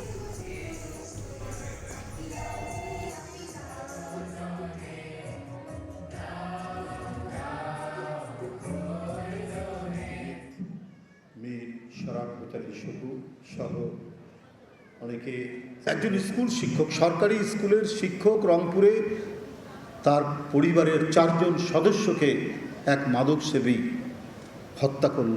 কি নির্মমতা, কি বেদনাদায়ক পরিস্থিতি। আজও ফ্যাসিবাদের জন্ম হয়, ফ্যাসিবাদ নিষ্ঠুরতা করে, নিজ দেশেরই তারা ফ্যাসিবাদী শাসক, নিজ দেশের লোকদেরকে গুম করে, হত্যা করে, রক্ত ঝরায়। সেই কারণেই তো নজরুল অত্যন্ত প্রাসঙ্গিক। রংপুরে একই পরিবারের 4 জনকে হত্যার ঘটনায় গ্রেফতার 2 আসামির সিদ্ধার্থ মুগ্ধকে ডোপ টেস্টের প্রস্তুতি চলছে। একই সঙ্গে হত্যাকাণ্ড ঘিরে ওঠা সব প্রশ্ন সামনে রেখে তদন্তের কথা জানিয়েছে মহানগর ডিবি পরিদর্শক ও তদন্তকারী কর্মকর্তা জিন্নাত আলী। তবে পুলিশের তদন্তে সন্তুষ্ট নন মামলার বাদী ও নিহত গণপতি চক্রবর্তীর বড় ভাই গোপীনাথ চক্রবর্তী। 2 জন মিলে একে একে 4 জনকে হত্যার ঘটনা তিনি কেবল মানতে পারছেন না। প্রকৃত ঘটনা উন্মোচনে অধিকতর তদন্তের দাবি তার। শাকিল মাহমুদের ছবিতে নাজমুল ইসলাম নিশাতের রিপোর্ট। মা বাবাকে হারানোর পর ছোট ভাই গণপতি চক্রবর্তীকে সন্তানের মতোই মানুষ করেছিলেন বড় ভাই গোপীনাথ চক্রবর্তী। সেই সন্তানতুল্য ভাই সহ পুরো পরিবারের শ্রাদ্ধ করতে হয় তাকেই। 4 জনকে মাত্র 2 জন হত্যা করেছে পুলিশের এই বক্তব্য কোনোভাবেই মানতে পারছেন না গোপীনাথ চক্রবর্তী। তদন্ত নিয়েও রয়েছে তার অসন্তুষ্টি। প্রকৃত ঘটনা উন্মোচনে আরো গভীর ও নিরপেক্ষ তদন্তের দাবি তার। মনে হচ্ছে এই চক্রান্তের পিছনে বড় কারণ আছে। 2টা পিসি ছাওয়ায় 4টা লোক খুন করা সম্ভব 2টা লোকের পক্ষে। আমরা চাচ্ছি এর কঠিন তদন্ত, সুষ্ঠু তদন্ত। এর ভিতরের রহস্য কি আছে, বাইরের রহস্য কি আছে। চাঞ্চল্যকর মামলাটির তদন্তভার সোমবার কোতোয়ালি মেট্রো থানা থেকে হস্তান্তর করা হয়েছে রংপুর মহানগর ডিবিতে। নতুন তদন্তকারী কর্মকর্তা জিন্নাত আলী বলেন, মামলাটি ঘিরে ওঠা সব প্রশ্নকে গুরুত্ব দিয়ে তদন্ত করা হচ্ছে। এই যে প্রশ্নগুলো যার যার মনে জাগতেছে বাদী পক্ষ সহ, এই প্রশ্নগুলো বিশ্লেষণ করা নিবিড়ভাবে এবং সুষ্ঠু শান্তভাবে আমাকে তদন্ত করার সুযোগ দিতে হবে এবং আমি সেটা করবো ইনশাল্লাহ। এরই মধ্যে গ্রেফতার সিদ্ধার্থ মুগ্ধের ডোপ টেস্টের প্রস্তুতিও সম্পূর্ণ হয়েছে বলে জানিয়েছেন তদন্তকারী কর্মকর্তা। সকালেই ডকেটটা পেয়েছি, অলরেডি আমি ডোপ টেস্টের জন্য আবেদন করেছি, কালকে এটা চলে যাবে ইনশাল্লাহ। গত 22 আগস্ট রাতে রংপুর নগরীর কামাল কাসনার মাঝুয়াপাড়ার নিজ বাসা থেকে রংপুর জেলা স্কুলের অবসরপ্রাপ্ত শিক্ষক গণপতি চক্রবর্তী, তার স্ত্রী প্রীতিলতা, মেয়ে প্রার্থী ও ছেলে প্রিয়মের মরদেহ উদ্ধার করে পুলিশ। এই ঘটনায় সিদ্ধার্থ মুগ্ধকে গ্রেফতার করা হয়েছে। এছাড়াও সীমান্ত দাস নামে এক সাক্ষী আদালতে 164 ধারায় জবানবন্দি দিয়েছে। নাজমুল ইসলাম নিশাত, সময় সংবাদ, রংপুর। দুর্নীতির বিরুদ্ধে প্রতিরোধ ও চ্যালেঞ্জ মোকাবেলায় সরকার কাজ করছে বলে জানিয়েছেন পানি সম্পদ মন্ত্রী শহীদ উদ্দিন চৌধুরী অ্যানি। প্রতিবেশী দেশগুলোর সঙ্গে বাংলাদেশ বন্ধুত্বপূর্ণ সম্পর্ক চায়, তবে পানি ছেড়ে দিয়ে বাংলাদেশের মানুষকে বন্যা কবলিত করা যাবে না বলে হুঁশিয়ারি দিয়েছেন পানি সম্পদ প্রতিমন্ত্রী ফরহাদ হোসেন আজাদ। অন্যদিকে বেসরকারি প্রাথমিক শিক্ষা প্রতিষ্ঠানে অন্যায়ভাবে বাড়তি অর্থ আদায় বন্ধে উদ্যোগ নেওয়া হচ্ছে বলে জানিয়েছেন প্রাথমিক ও গণশিক্ষা প্রতিমন্ত্রী ববি হাজ্জাজ। মঙ্গলবার ফেনীর পরশুরামে মহুরী নদীর তীরে বন্যা নিয়ন্ত্রণ বাঁধ পরিদর্শন করেছেন পানি সম্পদ মন্ত্রী শহীদ উদ্দিন চৌধুরী অ্যানি। জানান, মহুরী, কহুয়া ও সিলোনিয়ার জরাজীর্ণ বাঁধ সংস্কার ও পুনর্নির্মাণে নেওয়া হয়েছে 1543 কোটি টাকার সমন্বিত প্রকল্প। প্রকল্পের স্বচ্ছতা নিশ্চিতে জোর দিয়ে জানান, দুর্নীতি প্রতিরোধে কাজ করছে সরকার, তবে এখনই জিরো টলারেন্স বলা যাবে না বলেও মন্তব্য করেন মন্ত্রী। দুর্নীতিবাজ কর্মকর্তাদের দ্বারাও আক্রান্ত, এটার ব্যাপারে সামনে আপনারা আমি আগেই বলেছি যে এটা দীর্ঘদিনের একটা ট্রেন্ড ছিল, এই ব্যাপারে আমরা খুব সজাগ এবং সতর্ক আছি। এদিকে প্রতিবেশী দেশের সঙ্গে বাংলাদেশ বন্ধুত্বপূর্ণ সম্পর্ক চাইলেও পানি ছেড়ে মানুষকে বন্যায় কষ্ট দিলে ছাড় না দেওয়ার হুঁশিয়ারি দিয়েছেন পানি সম্পদ প্রতিমন্ত্রী ফরহাদ হোসেন আজাদ। হবিগঞ্জের খোয়াই নদীর বাঁধ ভেঙে প্লাবিত এলাকা পরিদর্শন শেষে একথা বলেন তিনি। তারা এইভাবে ফ্লাশ ফায়ারে ফেলে দিয়ে আমাদের জন্য এইভাবে আমাদের এই অঞ্চলের মানুষকে বন্যা কবিত না করে, দুর্দশা না ফেলে, আমি আশা করব তারা সেই বিষয়টা বিবেচনা করবেন। অন্যদিকে স্কুল ড্রেস সহ শিক্ষার্থীদের আনুষঙ্গিক উপকরণ সরকার বিনামূল্যে দেবে বলে জানিয়েছেন প্রাথমিক ও গণশিক্ষা প্রতিমন্ত্রী ববি হাজ্জাজ। রাজশাহী বিভাগের প্রাথমিক শিক্ষা কর্মকর্তাদের নিয়ে এক কর্মশালায় তিনি জানান, শিক্ষার্থীদের কাছ থেকে বেসরকারি প্রতিষ্ঠানের বাড়তি অর্থ আদায় বন্ধেও উদ্যোগ নিচ্ছে মন্ত্রণালয়। ইউনিফর্ম থেকে শুরু করে বেশিরভাগ জিনিস আমার সরকারি প্রাথমিক শিক্ষার্থীদের যে জিনিসগুলো প্রয়োজন, সেগুলো ইতিমধ্যে মাননীয় প্রধানমন্ত্রী জনাব তারেক রহমানের নেতৃত্বে এবং ওনার উদ্যোগে ফ্রি আমাদের শিক্ষার্থীদের দেবার ব্যবস্থা ইতিমধ্যে আমরা করেছি। জামায়াতের সহকারী সেক্রেটারি জেনারেল হামিদুর রহমান আজাদের বক্তব্যে সমালোচনা করে বিএনপি চেয়ারম্যানের উপদেষ্টা হারুনুর রশিদ বলেছেন, সরকারের বিরুদ্ধে পরিকল্পিতভাবে গুজব ছড়ানো হচ্ছে। চাঁপাইনবাবগঞ্জ জেলা হাসপাতালে অটোমেশন পদ্ধতির পরীক্ষামূলক উদ্বোধন অনুষ্ঠানে একথা বলেন তিনি। মিরন আহমেদ, সময় সংবাদ। ভোরের সময় আরও থাকছে, জমির খাজনা খারিজ কিংবা নামজারিতে বাড়তি টাকা দিলে হয় কাজ, না দিলে নানা কারণ দেখিয়ে হয় না সমাধান। রাজশাহীর ভূমি অফিসগুলোতে গ্রাহক ভোগান্তি চরমে, অভিযোগ নওগাঁর বিভিন্ন আদালতে বর্তমানে 64,000 মামলা বিচারাধীন। দাম্পত্য কলহ, যৌতুক, নারী ও শিশু নির্যাতন, জমি বিবাদ, অর্থঋণ সহ বিভিন্ন মামলা গড়াচ্ছে আদালতে। আইনজীবীরা বলছেন, পুরাতন মামলার পাশাপাশি নতুন মামলা যুক্ত হয়, দীর্ঘ হচ্ছে তালিকা। বিচারক স্বল্পতায় নিষ্পত্তি কম হয়, বাড়ছে মামলা জট। রকিবুল ইসলামের ছবিতে এমআর রকির রিপোর্ট। স্বামীর পরকীয়ার বিচার চেয়ে টানা 10 বছর ধরে নওগাঁর আদালতের বারান্দায় ঘুরছেন ময়না বেগম। শুধু ময়না বেগমই নন, জমির বিবাদ নিয়ে একই আদালতে বদিউজ্জামানের অপেক্ষায় কেটে গেছে দীর্ঘ 25 বছর। জেলায় আশঙ্কাজনক হারে বেড়েছে জমি সংক্রান্ত বিবাদ, দাম্পত্য কলহ, যৌতুক, নারী ও শিশু নির্যাতন এবং অর্থঋণের মামলা। কিন্তু নতুন মামলা দায়েরের তুলনায় নিষ্পত্তির হার কম হওয়ায় প্রতিদিনই তৈরি হচ্ছে মামলা জট। বহুদিন থেকে ঘুরতেছি, আমার মামলা নিষ্পত্তি হচ্ছে না। পায়ের তলা মাটি ক্ষয়ে গেছে কুটে ঘুরতে ঘুরতে, আর কত কুটে ঘুরবো, কোনো বিচার পাচ্ছি না। 10 সাল থেকে 26 সাল পর্যন্ত হয়েছে, এর কোনো আমি সুরাহা পাইনি এবং কোনো রায় আমার হয়নি। তাড়াতাড়ি মামলাগুলো নিষ্পত্তি হলে আমি একটু খুশি হইতাম। জেলা ও দায়রা জজ আদালতের 11টি বিচারিক পদের বিপরীতে বর্তমানে দায়িত্বে আছেন 9 জন, আর চিফ জুডিশিয়াল ম্যাজিস্ট্রেট কোর্টের 13টি পদের মধ্যে কর্মরত 10 জন। আইনজীবীরা বলছেন, একদিকে বিচারক সংকট, অন্যদিকে মামলা নিষ্পত্তির ধীর গতিতে তৈরি হচ্ছে এই দীর্ঘ জট।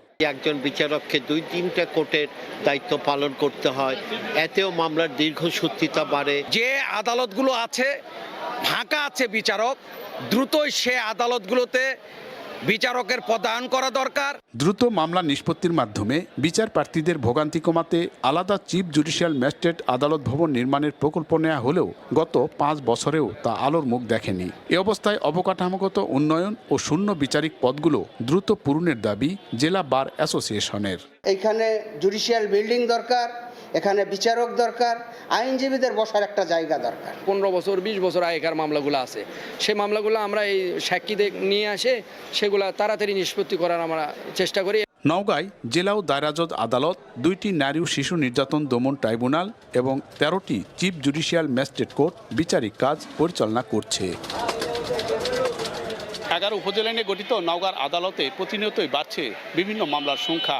আদালত সূত্র বলছে, এই মুহূর্তে নওগাঁর আদালতে দেওয়ানি, ফৌজদারি এবং নারী শিশু সংক্রান্ত মামলা 64,084টি বিচারাধীন রয়েছে।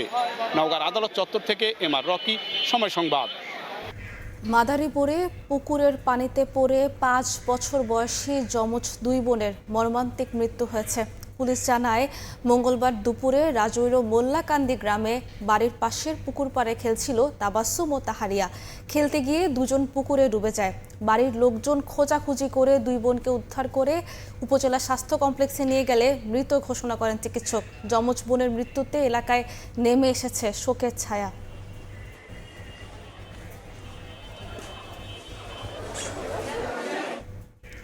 নাটোরের নন্দকুজা নদীর পানিতে ডুবে 2 শিশুর মৃত্যু হয়েছে। পুলিশ জানায়, মঙ্গলবার বিকেলে গুরুদাসপুরের শ্যামপুর এলাকায় কয়েকজন শিশু গোসল করতে নন্দকুজা নদীতে নামে। এক পর্যায়ে পানির স্রোতে শিশু ফারহান ও লাম তলিয়ে যায়। এলাকাবাসী ও স্বজনরা উদ্ধার করে দ্রুতই নাটোর জেনারেল হাসপাতালে নিলে তাদের মৃত ঘোষণা করেন চিকিৎসক।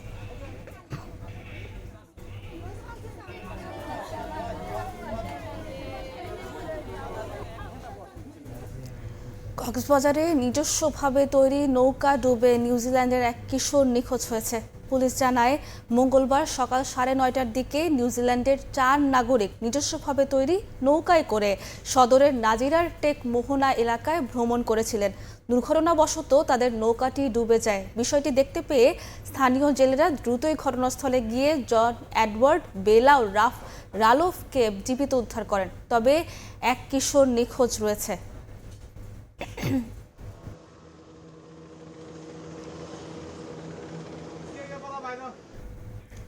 নাটোরে পানিতে ডুবে 2 শিশু মৃত্যুর ঘটনায় সুরতহাল রিপোর্ট করতে গিয়ে হামলার শিকার হয়েছেন পুলিশের 2 সদস্য। এলাকাবাসী জানায়, মঙ্গলবার বিকেল 3টার দিকে গুরুদাসপুরের নন্দগুজা নদীতে গোসল করতে নেমে পানিতে ডুবে শ্যামপুর এলাকার ফারহান ও লাম ইসলাম নামে 2 শিশুর মৃত্যু হয়। এ ঘটনায় রাত 8টার দিকে ওই 2 শিশু বাড়িতে সুরতহাল রিপোর্ট করতে যায় এসআই আবুল বাশার ও কনস্টেবল রাকিব। জানাজা শেষে সুরতহাল রিপোর্ট করায় উত্তেজিত হয়ে ওয়াবদা বাজারে পুলিশের ওপর হামলা করে এলাকাবাসী। খবর পেয়ে অতিরিক্ত পুলিশ গিয়ে আহত 2 পুলিশ সদস্যকে উদ্ধার করে। এ ঘটনায় এসআই আবুল বাশার ও কনস্টেবল রাকিবকে সাময়িক বরখাস্ত করা হয়েছে বলে জানান পুলিশ সুপার মোহাম্মদ শরীফুল হক।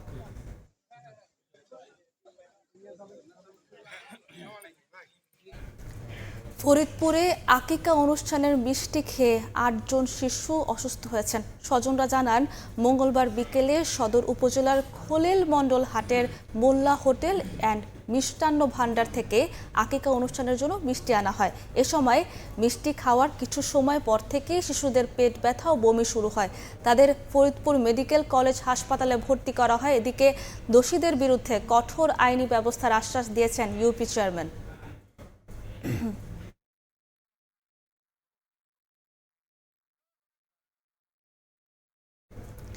কিশোরগঞ্জে কাভার্ড ভ্যান, পিকআপ ও ট্রাক্টরের ত্রিমুখী সংঘর্ষে একই পরিবারের 3 জন সহ 5 জন আহত হয়েছেন।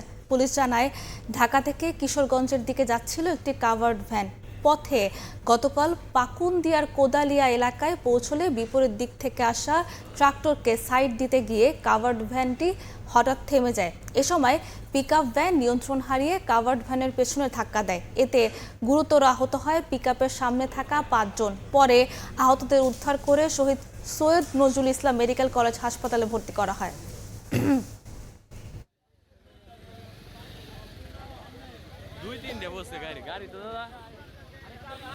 গভীর সমুদ্রে ইঞ্জিন বিকল হয়ে ভাসতে থাকা ফিশিং বোট সহ 12 জন জেলেকে জীবিত উদ্ধার করা হয়েছে। কোস্টগার্ড জানায়, মঙ্গলবার দুপুরে এফবি মায়ের দোয়া নামের একটি ফিশিং বোট 12 জন জেলে সহ ইঞ্জিন বিকল হয়ে সুন্দরবনের দুবলার চর থেকে 12 নটিক্যাল মাইল দক্ষিণে গভীর সমুদ্রে ভাসতে থাকে। পরবর্তীতে মোবাইল নেটওয়ার্কের মধ্যে এলে কোস্টগার্ড জানতে পারে, তাদের উদ্ধার করে প্রাথমিক চিকিৎসা প্রয়োজনীয় খাবার প্রদান করেন।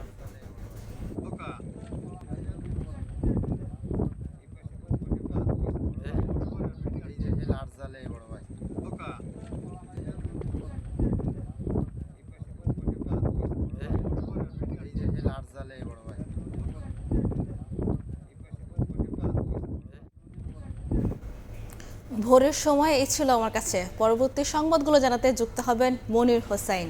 ধন্যবাদ সাবরিনা আপনাকে। দেখছেন ভোরের সময়।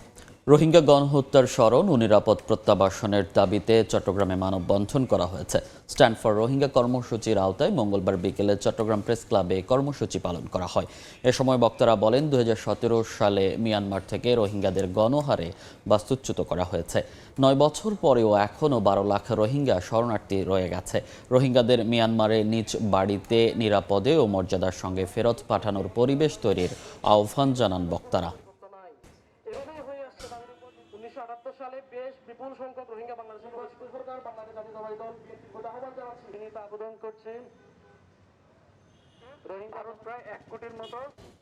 শ্রমিক ইউনিয়নের নির্বাচনে হামলার অভিযোগে চট্টগ্রামে সড়ক অবরোধ করে বিক্ষোভ করেছেন পরিবহন শ্রমিকরা। তাদের সরিয়ে দিতে চাইলে পুলিশের সঙ্গে কয়েক দফা সংঘর্ষ হয়। এদিকে 2 দিন পর বরিশাল থেকে আন্তঃজেলা বাস চলাচল স্বাভাবিক হয়েছে। বাঁশের ব্যারিকেড দিয়ে বন্ধ করে দেয়া হয়েছে সড়ক, টায়ার জ্বালিয়ে পরিবহন শ্রমিকদের বিক্ষোভ।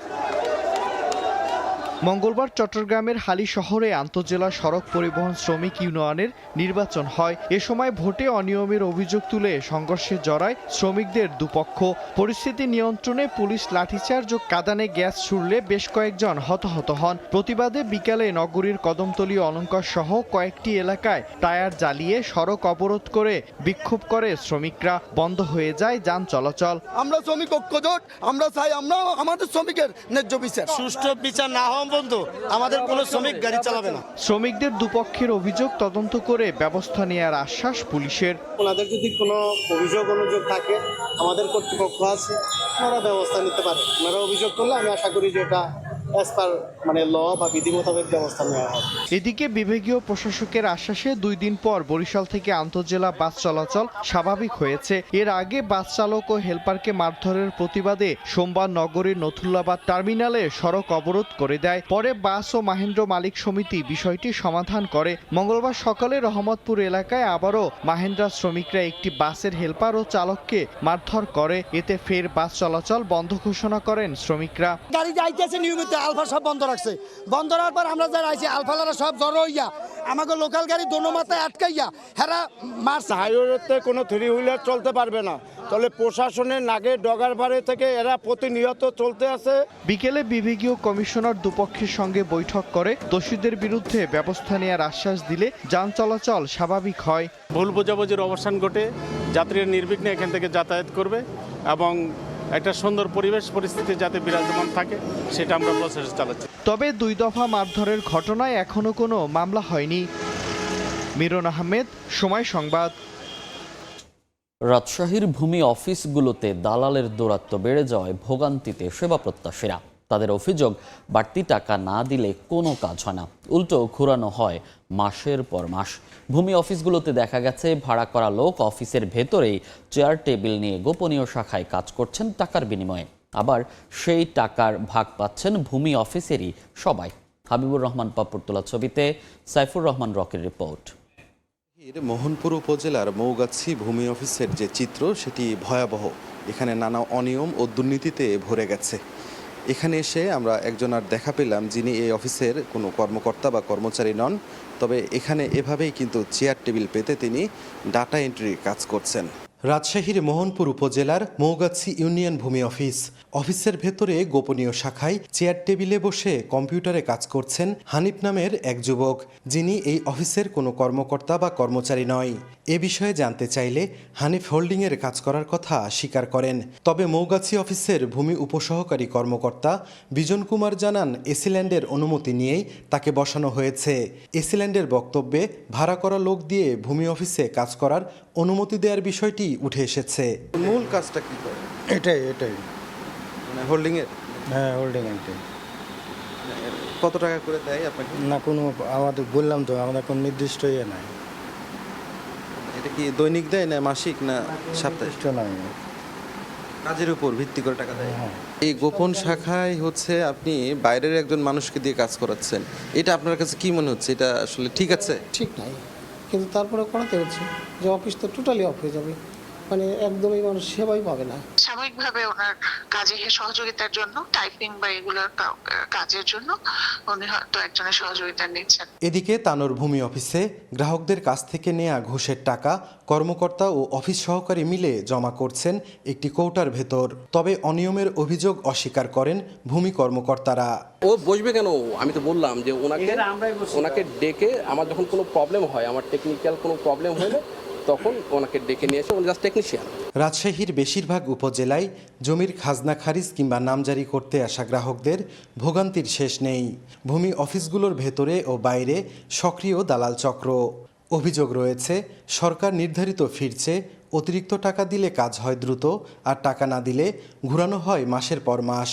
টাকা না দিলে সার্ভার সমস্যা সহ নানা কারণ দেখিয়েও গ্রাহকদের ভোগান্তিতে ফেলা হয়। ভূমি অফিসে বাস্তবে টাকা ছাড়া তো কাজই হয় না এবং দালাল মারফত যেতে হয়। ঘর বরাদ্দ দেব বলে যে দিয়েছে, সেটা অনুযায়ী আমরা এখনো ঘর বরাদ্দর কিছু পাইনি। ভোগান্তি তো বটেই, কারণ আমি তো ছুটি নিয়ে আসছি।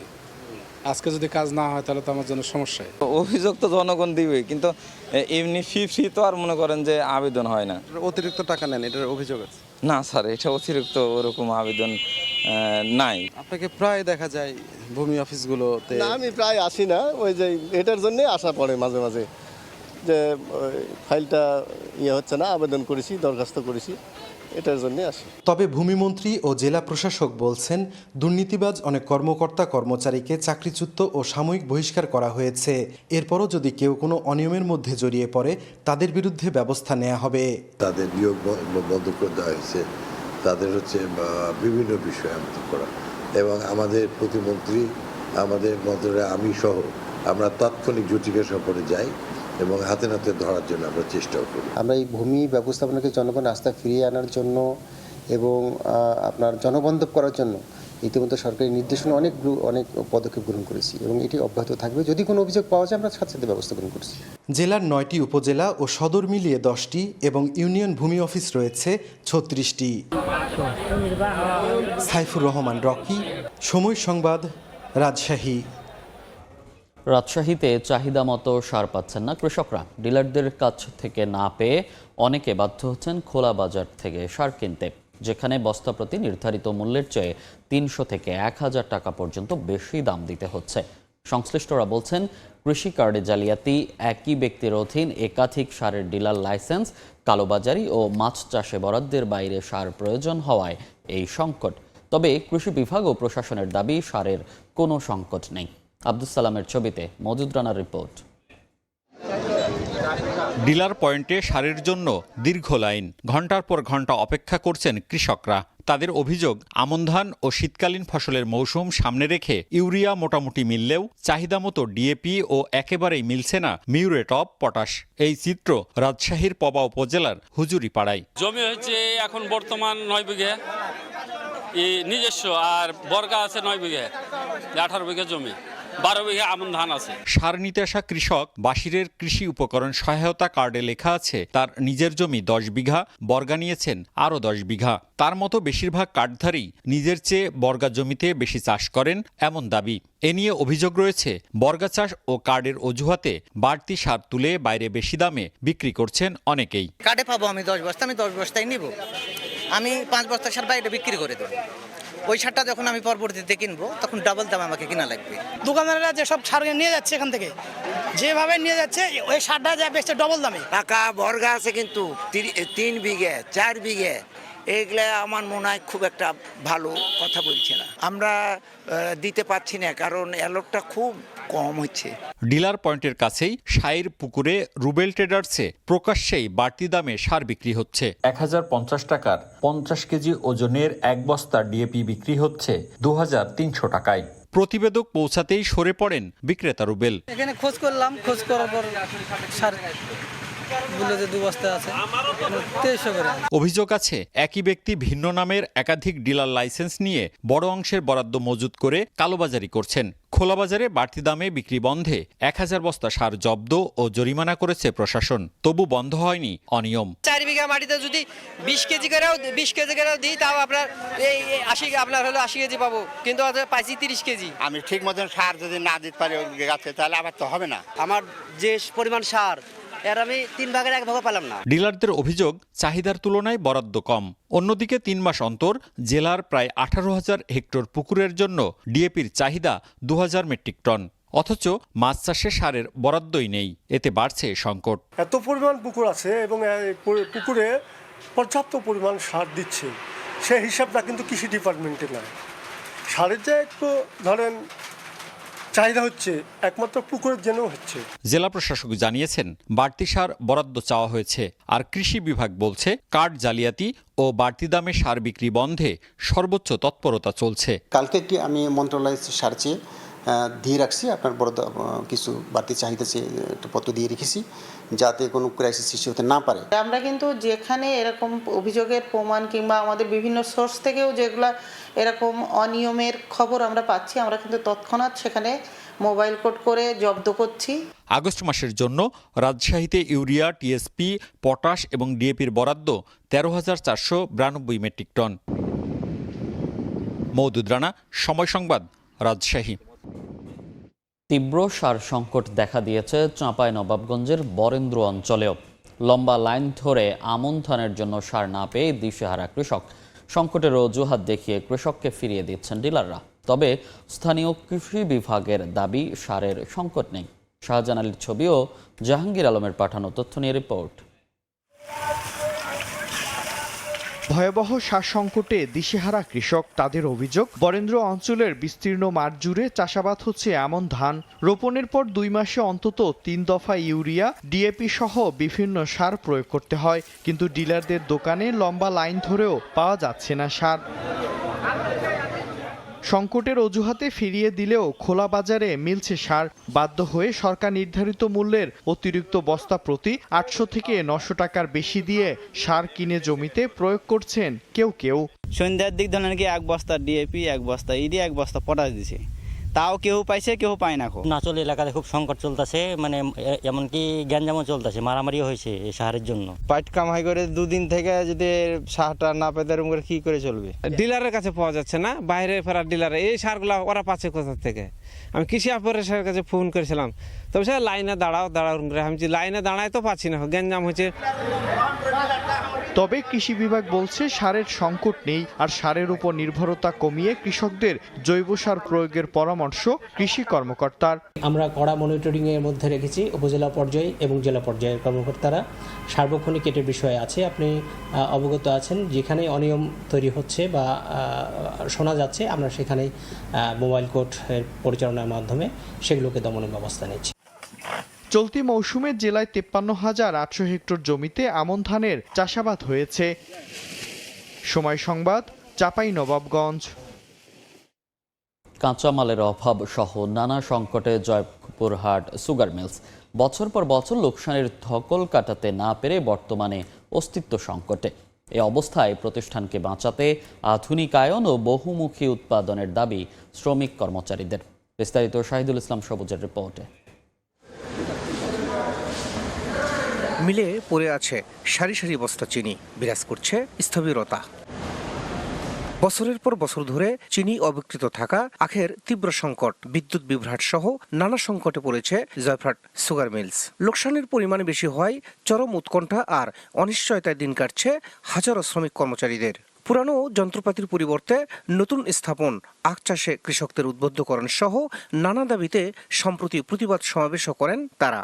মিলের পরিত্যক্ত জায়গা কাজে লাগিয়ে উৎপাদন সচল রাখার দাবি তাদের। এই সুগার মিলটি আগে 5 থেকে 6 মাস চলতো, অথচ এখন আখের স্বল্পতার কারণে মাত্র 30 থেকে 35 দিন চলে। যদি অন্য কোনো প্রযুক্তি এখানে সংযোগ করে যেন 12 মাস মিল চলে, তাহলে আমরা গরিব মানুষ, শ্রমিক কর্মচারী ডাল ভাত খায় বেঁচে থাকতে পারবো। বাংলাদেশের চিনিকলগুলো টিকিয়ে রাখতে গেলে আমাদের এই সুগারের পাশাপাশি প্রত্যেকটা মিলে আধুনিকায়ন করে মিলগুলোকে রাষ্ট্রায়ত্তভাবে লংজিভিটি করা যেতে পারে। এদিকে চিনি শিল্পকে বহুমুখীকরণের পরিকল্পনা রয়েছে বলে জানান মিলের ব্যবস্থাপনা পরিচালক।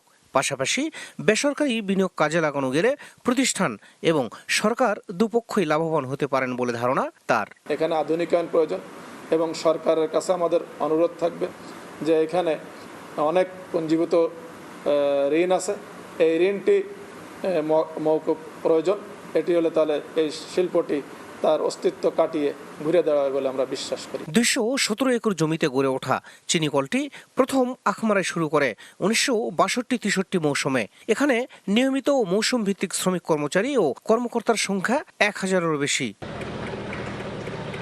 শাহিদুল ইসলাম সবুজ, সময় সংবাদ, জয়পুরহাট। নওগাঁয় খাদ্য গুদামে ঘুষ লেনদেনের খবর সময় সংবাদে প্রচারের পর অভিযুক্ত কর্মকর্তা গোলাম মোস্তফা সহ 4 জনকে বদলির আদেশ দিয়েছে খাদ্য অধিদপ্তর।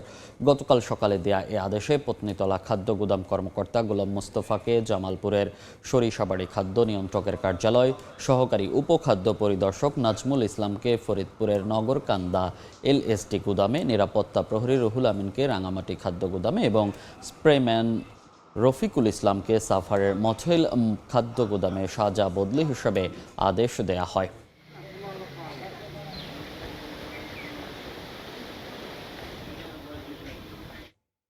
দিনাজপুরে বিএডিসির সরকারি সার গোডাউন থেকে অনুমোদন ছাড়াই 327 মেট্রিক টন সার বিক্রির অভিযোগে এক স্টোর কিপারকে আটক করা হয়েছে। সোমবার রাতে সদল নসিপুর এলাকায় বিএডিসির সরকারি সার গোডাউনে অভিযান চালিয়ে স্টোর কিপার মোহাম্মদ আক্তারুল ইসলামকে আটক করা হয়। পুলিশ জানায়, সরকারি গোডাউন থেকে বিপুল পরিমাণ সার অবৈধভাবে বিক্রির অভিযোগ পেয়ে উপজেলা প্রশাসন ও কোতোয়ালি থানা পুলিশ যৌথভাবে অভিযান চালায়। প্রাথমিক জিজ্ঞাসাবাদে আক্তারুল ইসলাম গত জুলাই ও আগস্ট মাসে ঊর্ধ্বতন কর্তৃপক্ষের অনুমোদন ছাড়াই মোট 327.45 মেট্রিক টন সার বিক্রির কথা স্বীকার করেছেন বলে জানিয়েছে পুলিশ।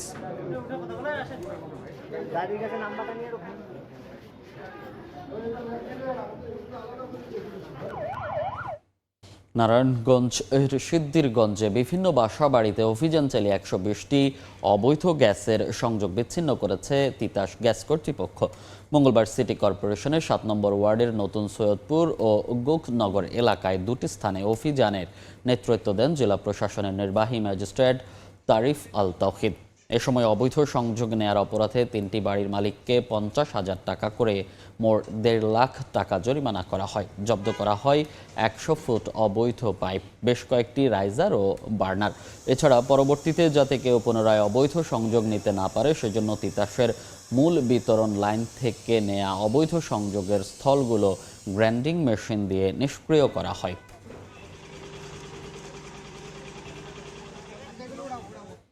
খুলনায় চাকরি স্থায়ীকরণের দাবিতে অনশন ও কর্মবিরতি পালন করেছেন বিদ্যুৎ শ্রমিক কল্যাণ সমবায় সংগঠনের নেতাকর্মীরা।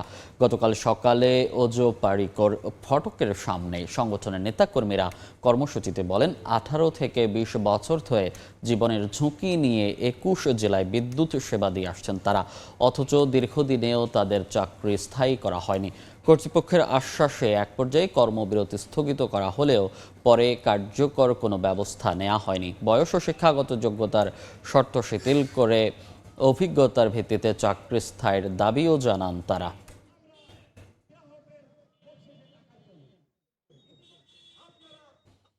বগুড়ার সারিয়াকান্দি ও ধুনট উপজেলার আলাদা দুটি নৌবন্দর যুক্ত হচ্ছে দেশের নৌপথে। ফলে যমুনা নদীর দুপারের কৃষি পণ্য আনা নেয়া এবং উন্নত যোগাযোগ ব্যবস্থায় সমৃদ্ধ হবে উত্তরের জনপদের অর্থনীতি। বন্দর ঘোষণার প্রজ্ঞাপনের পর থেকেই উচ্ছ্বসিত এলাকাবাসী। দ্রুত বাস্তবায়নের দাবি তাদের। বিস্তারিত আব্দুল আওয়ালের রিপোর্টে। যমুনা নদীর বগুড়া অংশে গড়ে উঠছে নৌবন্দর। এতদিন শুধু নৌকা পারাপার করলেও এখন থেকে চালু হবে বিভিন্ন নৌযানের চলাচল। খুলবে অর্থনৈতিক সম্ভাবনার এক নতুন দুয়ার।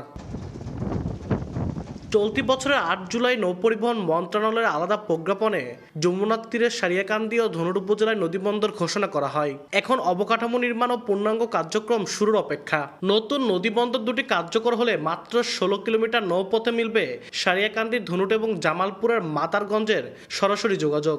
একই সঙ্গে বগুড়া ও চরাঞ্চলের উৎপাদিত বিপুল পরিমাণ ধান, আলু, ভুট্টা, পেঁয়াজ, মরিচ সহ বিভিন্ন কৃষিপণ্য সহজে সিরাজগঞ্জের কাজীপুর হয়ে ঢাকা সহ দুই পারের বাজারগুলোতে পৌঁছাবে।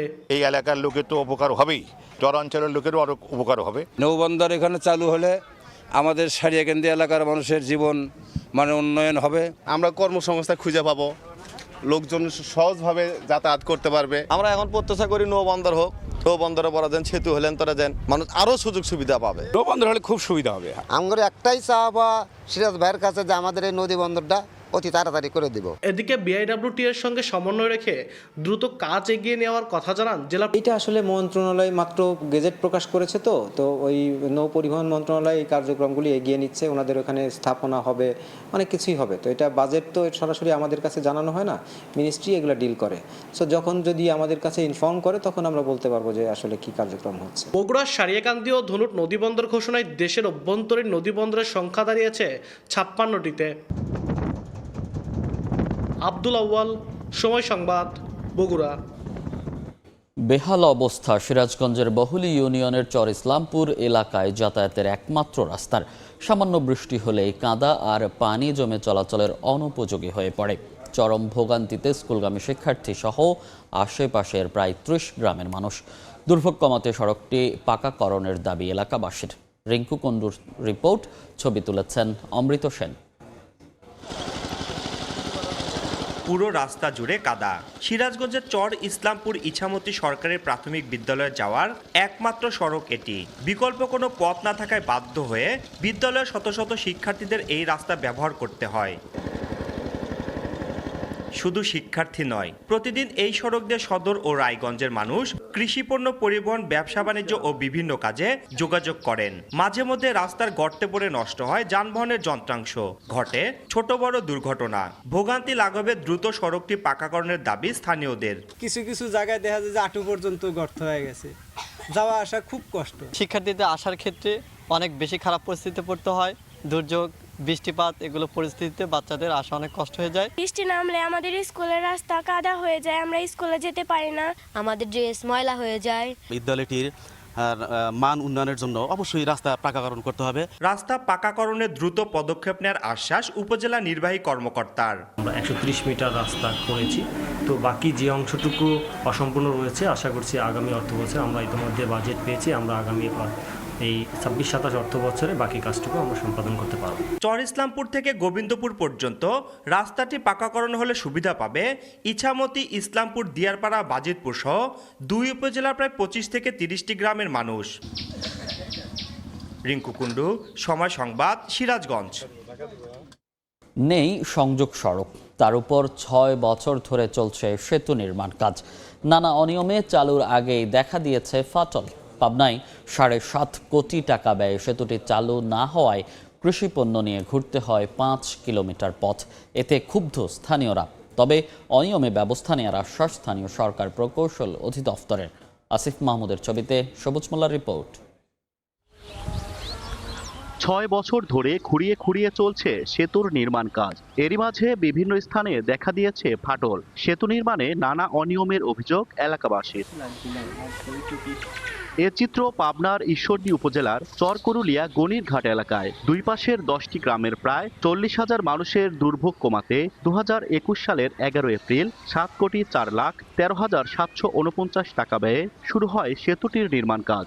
নির্ধারিত সময়ে কাজ শেষ করতে না পারায় 3 দফা সময় বাড়ানো হয়। সেই সঙ্গে বাড়ানো হয় প্রকল্পের ব্যয়ও। প্রায় অর্ধ কোটি টাকা বাড়িয়ে শেষ পর্যন্ত সেতুটির নির্মাণ ব্যয় দাঁড়ায় 7,49,49,833 টাকা। সেতু না থাকায় এই অঞ্চলের কৃষিপণ্য বহনে ঘুরতে হয় 5 কিলোমিটার। এতে ক্ষুব্ধ স্থানীয়রা। 3 বছর সার্ভিসিং 7 বছর যাতা হচ্ছে না, কেন হচ্ছে না? এখন কন্ট্রাক্টর টাকা খায় পলাইছে না কি করেছে তারা জানে। আমার শোনা যে আমার এত বড় একটা গুড়াপাড়া পথ নাই, আশা করে ব্রিজ মতন লাইনে করে গাড়ি ঠেকানি রয়েছে, গাড়ি উঠতে পারতেছ না। একটু ঘয়লা আছে, একটু যদি সারি দিতি ঢালানটা করে দিলি পারে আমার যেমন তেমন সমস্ত মানুষ চলাফেরা করতে পারতি। এ বিষয়ে ঠিকাদারের সঙ্গে যোগাযোগ করা সম্ভব হয়নি। তবে অনিয়মের বিরুদ্ধে ব্যবস্থা নেওয়ার আশ্বাস স্থানীয় সরকার প্রকৌশল অধিদপ্তরের। বৃষ্টির জন্য কাজটা আসলে আগাতে পারছি না। আশা করছি বৃষ্টি একটু যদি কমে যায় আমরা ব্রিজের এই পাশের অ্যাপ্রোচটাও আমরা শেষ করতে পারবো। এই পাশের অ্যাপ্রোচটা শেষ করলে পুরো ব্রিজটা আমরা এলাকার মানুষের ব্যবহারযোগ্য করতে পারবো। সেতুটি নির্মাণ করছে যশোরের ঠিকাদারি প্রতিষ্ঠান ICL প্রাইভেট লিমিটেড। সবুজ মোল্লা, সময় সংবাদ, পাবনা। নাটোরের পাইকারি ফল বাজারে বেড়েছে পেয়ারা, মালটা ও ড্রাগন সহ দেশি ফলের সরবরাহ। দাম ভালো পাওয়ায় লাভবান হচ্ছেন চাষিরা। এই মুহূর্তে শহরের চক বৈদ্যনাথ ফলের বাজারে আছেন রিপোর্টার আল মামুন। সরাসরি যাচ্ছি তার কাছে। মামুন, গত 2 সপ্তাহ থেকে নাটোরের যে চলতি সপ্তাহে যেটি রয়েছে সেই সব ধরনের কিন্তু দেশীয় জাতের যে ফল রয়েছে সে ফলের দাম বৃদ্ধি পেয়েছে। অব্যাহত যে লোকসান সে লোকসান কিন্তু কাটিয়ে উঠছে কৃষকরা। বিশেষ করে গত 2 সপ্তাহের তুলনায় প্রতিটি ফলে 20 থেকে 30 টাকা কেজিতে বেশি বিক্রি হচ্ছে। আজ সকাল থেকে নাটোরের চক বৈদ্যনাথ যে ফলের বাজার রয়েছে, পাইকারি বাজার, সে বাজারে আমরা কিন্তু দেখতে পেয়েছি যে কাটিমন আম যেটি সর্বশেষ যে উৎপাদন হয়ে থাকে সেই আম কিন্তু আমরা আজকে 180 থেকে 200 টাকা কেজিতে পাইকারিতে বিক্রি হতে দেখেছি। এবং যেই এই আমটি খুবই অল্প পরিমাণে উৎপাদন হয়ে থাকে জেলায় এবং সেই জায়গা থেকে দামটি কিন্তু ভালো পাচ্ছেন কৃষকরা। এছাড়া যে ড্রাগন কিন্তু গত 2 সপ্তাহ আগে 70 থেকে 80 টাকার মধ্যে বিক্রি হলেও সেটির দাম কিন্তু বেড়ে এখন 110 থেকে 120 টাকার মধ্যে ড্রাগন ফল বিক্রি হচ্ছে। এছাড়া যেটি রয়েছে মালটা, সেই মালটা কিন্তু আমরা দেখতে পেয়েছি যে 40 থেকে 50 টাকার মধ্যে পাইকারি বাজারে বিক্রি হচ্ছে। তবে কৃষকরা, মালটা চাষিরা যেটি বলছেন সেটি কিন্তু তুলনামূলকভাবে এই দাম কম এবং মালটার মৌসুম পুরোপুরি শুরু হওয়ার কারণে এই সরবরাহ বেশি বৃদ্ধি থাকার কারণে দাম কমে আসছে। তবে ড্রাগনের যে একেবারে উৎপাদন, সেই উৎপাদন কিন্তু শেষ পর্যায়ে চলে আসার কারণে দাম বেড়েছে বলে কৃষকরা কৃষকরা জানান, এবং চাহিদা থাকায় সেটি কিন্তু এই দাম বৃদ্ধি পাচ্ছে। এছাড়া যেটি আমরা দেখছি পেয়ারা, স্থানীয় পেয়ারা, সেই পেয়ারা কিন্তু আমরা বিক্রি হতে দেখেছি 40 থেকে 50 টাকা কেজির মধ্যে। তবে একটি বিষয় যেটি, যে ওই বড় জাতের যে পেয়ারা সেটি কিন্তু চাষ নাটোর থেকেই সর্বপ্রথম শুরু হয়েছে, এবং শুরু হওয়ার পরে সেটি কিন্তু এখন সারা দেশে ছড়িয়ে পড়ছে। তবে ফল চাষিরা বলছে যে বর্তমান যে দাম, সেই দাম কিন্তু তারা মোটামুটি যে লোকসান ছিল বা লস ছিল সেটি কিন্তু কাটিয়ে উঠছে। আর যে স্থানীয় কৃষি বিভাগ বলছে জেলার প্রায় 17টি যে ফল উৎপাদন হয়ে থাকে, সেই উৎপাদন থেকে গত এই মৌসুমে তারা যেটা আশা করছে যে 1,63,000 মেট্রিক টন নাটোরে ফল উৎপাদন হবে। তো এই ছিল আমার কাছে নাটোরের ফল বাজারের সর্বশেষ। সরাসরি যুক্ত ছিলাম নাটোরের ফলের আড়ত থেকে। জয়পুরহাট শহরের নতুন হাটে বিভিন্ন ধরনের তাজা শাকসবজির জমজমাট বেচাকেনা। পাশের জেলার বিভিন্ন উপজেলা থেকেও ক্রেতা বিক্রেতারাও ভিড় করেন এই বাজারে। এই মুহূর্তে সেখানে আছেন রিপোর্টার শহীদুল ইসলাম সবুজ, সরাসরি যাচ্ছে তার কাছে। আমি এখন অবস্থান করছি জয়পুরহাট শহরের নতুন হাটে। এখানে প্রতিদিন ভোর হলেই জয়পুরহাট সদর উপজেলা, আক্কেলপুর, কালাই, খেতলাল উপজেলা সহ পার্শ্ববর্তী বিভিন্ন উপজেলা থেকে কৃষক ও ব্যবসায়ীরা তাদের উৎপাদিত ফসল নিয়ে এই নতুন হাটে আসেন। এই নতুন হাটে প্রতিদিন ভোরের সূর্য দেখা দেওয়া মাত্রই ক্রেতা বিক্রেতাদের হাঁক ডাকে মুখর থাকে এই কাঁচা বাজারটি। এখানে গত এক সপ্তাহের ব্যবধানে কাঁচা বাজারের ব্যবসায়ীরা যারা বলছেন তারা যে কেজিতে 5 থেকে 10 টাকা কমে গেছে। এখানে আমরা যদি আজকে স্টিক আলুর বাজার জানাতে চাই তাহলে সেক্ষেত্রে বলবো আমরা যে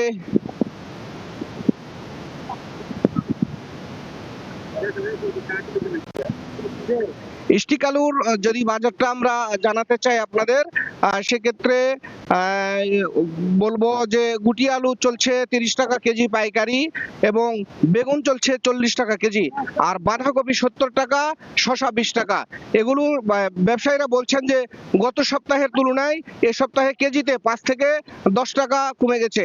আর যদি বলি করলা মাত্র 35 টাকা কেজি, কচুরমুখী বলে 40 টাকা, আর সিম চলছে 140 টাকা পাইকারি। এভাবে আমাদের এই জয়পুরহাট শহরের নতুন হাটের কাঁচা বাজারে প্রতিদিন ব্যবসায়ীরা বলছেন যে 50 লক্ষ টাকারও বেশি এইখানে লেনদেন হয়। তো এ অবস্থায় যদিও বা এই নতুন হাট কাঁচা বাজারটি গুয়াহাটি হিসেবে উত্তরবঙ্গে পরিচিত, এরপরও এখানে কাঁচা বাজার নিয়েই সর্বশেষ ছিল এই। সরাসরি যুক্ত ছিলাম জয়পুরহাট থেকে। ভোরের সময় আরও থাকছে। হরমুজ থেকে মাইন অপসারণের দাবি ট্রাম্পের, ফের বিস্ফোরক পাতলে ধ্বংসের হুঁশিয়ারি। প্রণালী খুলে দেয়া নিয়ে পাকিস্তানের মাধ্যমে যুক্তরাষ্ট্রের কাছে সত্য দিল ইরান। ধর্ম মন্ত্রণালয়ের পাইলট প্রকল্পের আওতায় নাটোরের 7টি মসজিদের খতিব, ইমাম, মুয়াজ্জিন, মন্দিরের পুরোহিত, সেবায়েত ও খ্রিস্টান চার্চের যাজক ও সহকারী যাজক সম্মানী ভাতার আওতায় এসেছেন। এছাড়া চলতি অর্থ বছরে জেলার আরও 1599টি ধর্মীয় উপাসনালয়ে কর্মরতরা সম্মানী ভাতার আওতায় আসবেন। এতে অর্থনৈতিক সমৃদ্ধির পাশাপাশি সামাজিক সম্মানও বেড়েছে ভাতাভোগীদের। আল মামুনের পাঠানো তথ্য, রকুনুজ্জামানের ছবিতে রিপোর্ট। পুরোহিত শ্যামসুন্দর চক্রবর্তী 10 বছর ধরে নাটোর রাজবাড়ী সর্বমঙ্গলা মাতার মন্দিরের পুরোহিত হিসেবে কর্মরত। এতদিন মন্দির কমিটির কাছ থেকে সামান্য মাসিক ভাতা পেলেও সংসার চালানোর জন্য তা যথেষ্ট নয়। গত মার্চ থেকে সরকারের ভাতার আওতায় মাসিক 5,000 টাকা সম্মানী পাওয়ায় সচ্ছলতা ফিরেছে তার।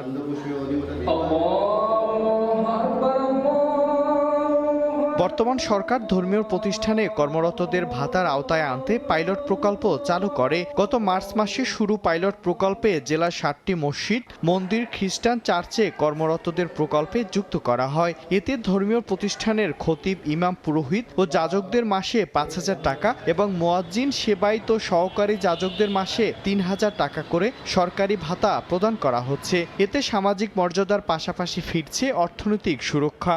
এই ধরনের উদ্যোগ আমাদেরকে অনেক উপকৃত করতেছে। সরকারের উদ্যোগে আমরা সাধুবাদ জানাই। এটা পাওয়ার পরে আলহামদুলিল্লাহ আমাদের খুব একটু ভালোভাবে চলা যাচ্ছে। এই ভাতাটা সম্মানীটা আমাদেরকে দেওয়াতে আমরা অনেক উপকৃত হয়েছি। চলতি অর্থবছর থেকে জেলার আরও 1599টি ধর্মীয় উপাসনালয় কর্মরতরা এই কর্মসূচির আওতায় আসবেন বলে জানায় উপজেলা প্রশাসন। প্রত্যেকটি ইউনিয়নে 4টি করে মন্দির এবং আমাদের যে পৌরসভা রয়েছে সেখানে 5টি এবং গির্জা যে জায়গাগুলোতে রয়েছে এটি জাতীয়ভাবেই আমাদের লিস্ট হচ্ছে। তা আমাদের এই কার্যক্রমগুলো আমরা দ্রুতই সম্পন্ন করে ফেলব। চলতি অর্থবছর থেকে নতুন করে জেলায় 3198 জন এই ভাতা পাবেন। সময় সংবাদ, নাটোর। দেশের বাইরের খবর। হরমুজ প্রণালীর আন্তর্জাতিক জলসীমা থেকে সব মাইন অপসারণের দাবি করেছেন মার্কিন প্রেসিডেন্ট ডোনাল্ড ট্রাম্প।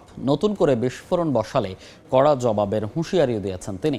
অন্যদিকে প্রণালীটি এখনও নিজেদের নিয়ন্ত্রণে এবং বন্ধ রয়েছে বলে দাবি করলেও ওমানের সাথে একটি অস্থায়ী রুট চালুর কথা জানিয়েছে তেহরান।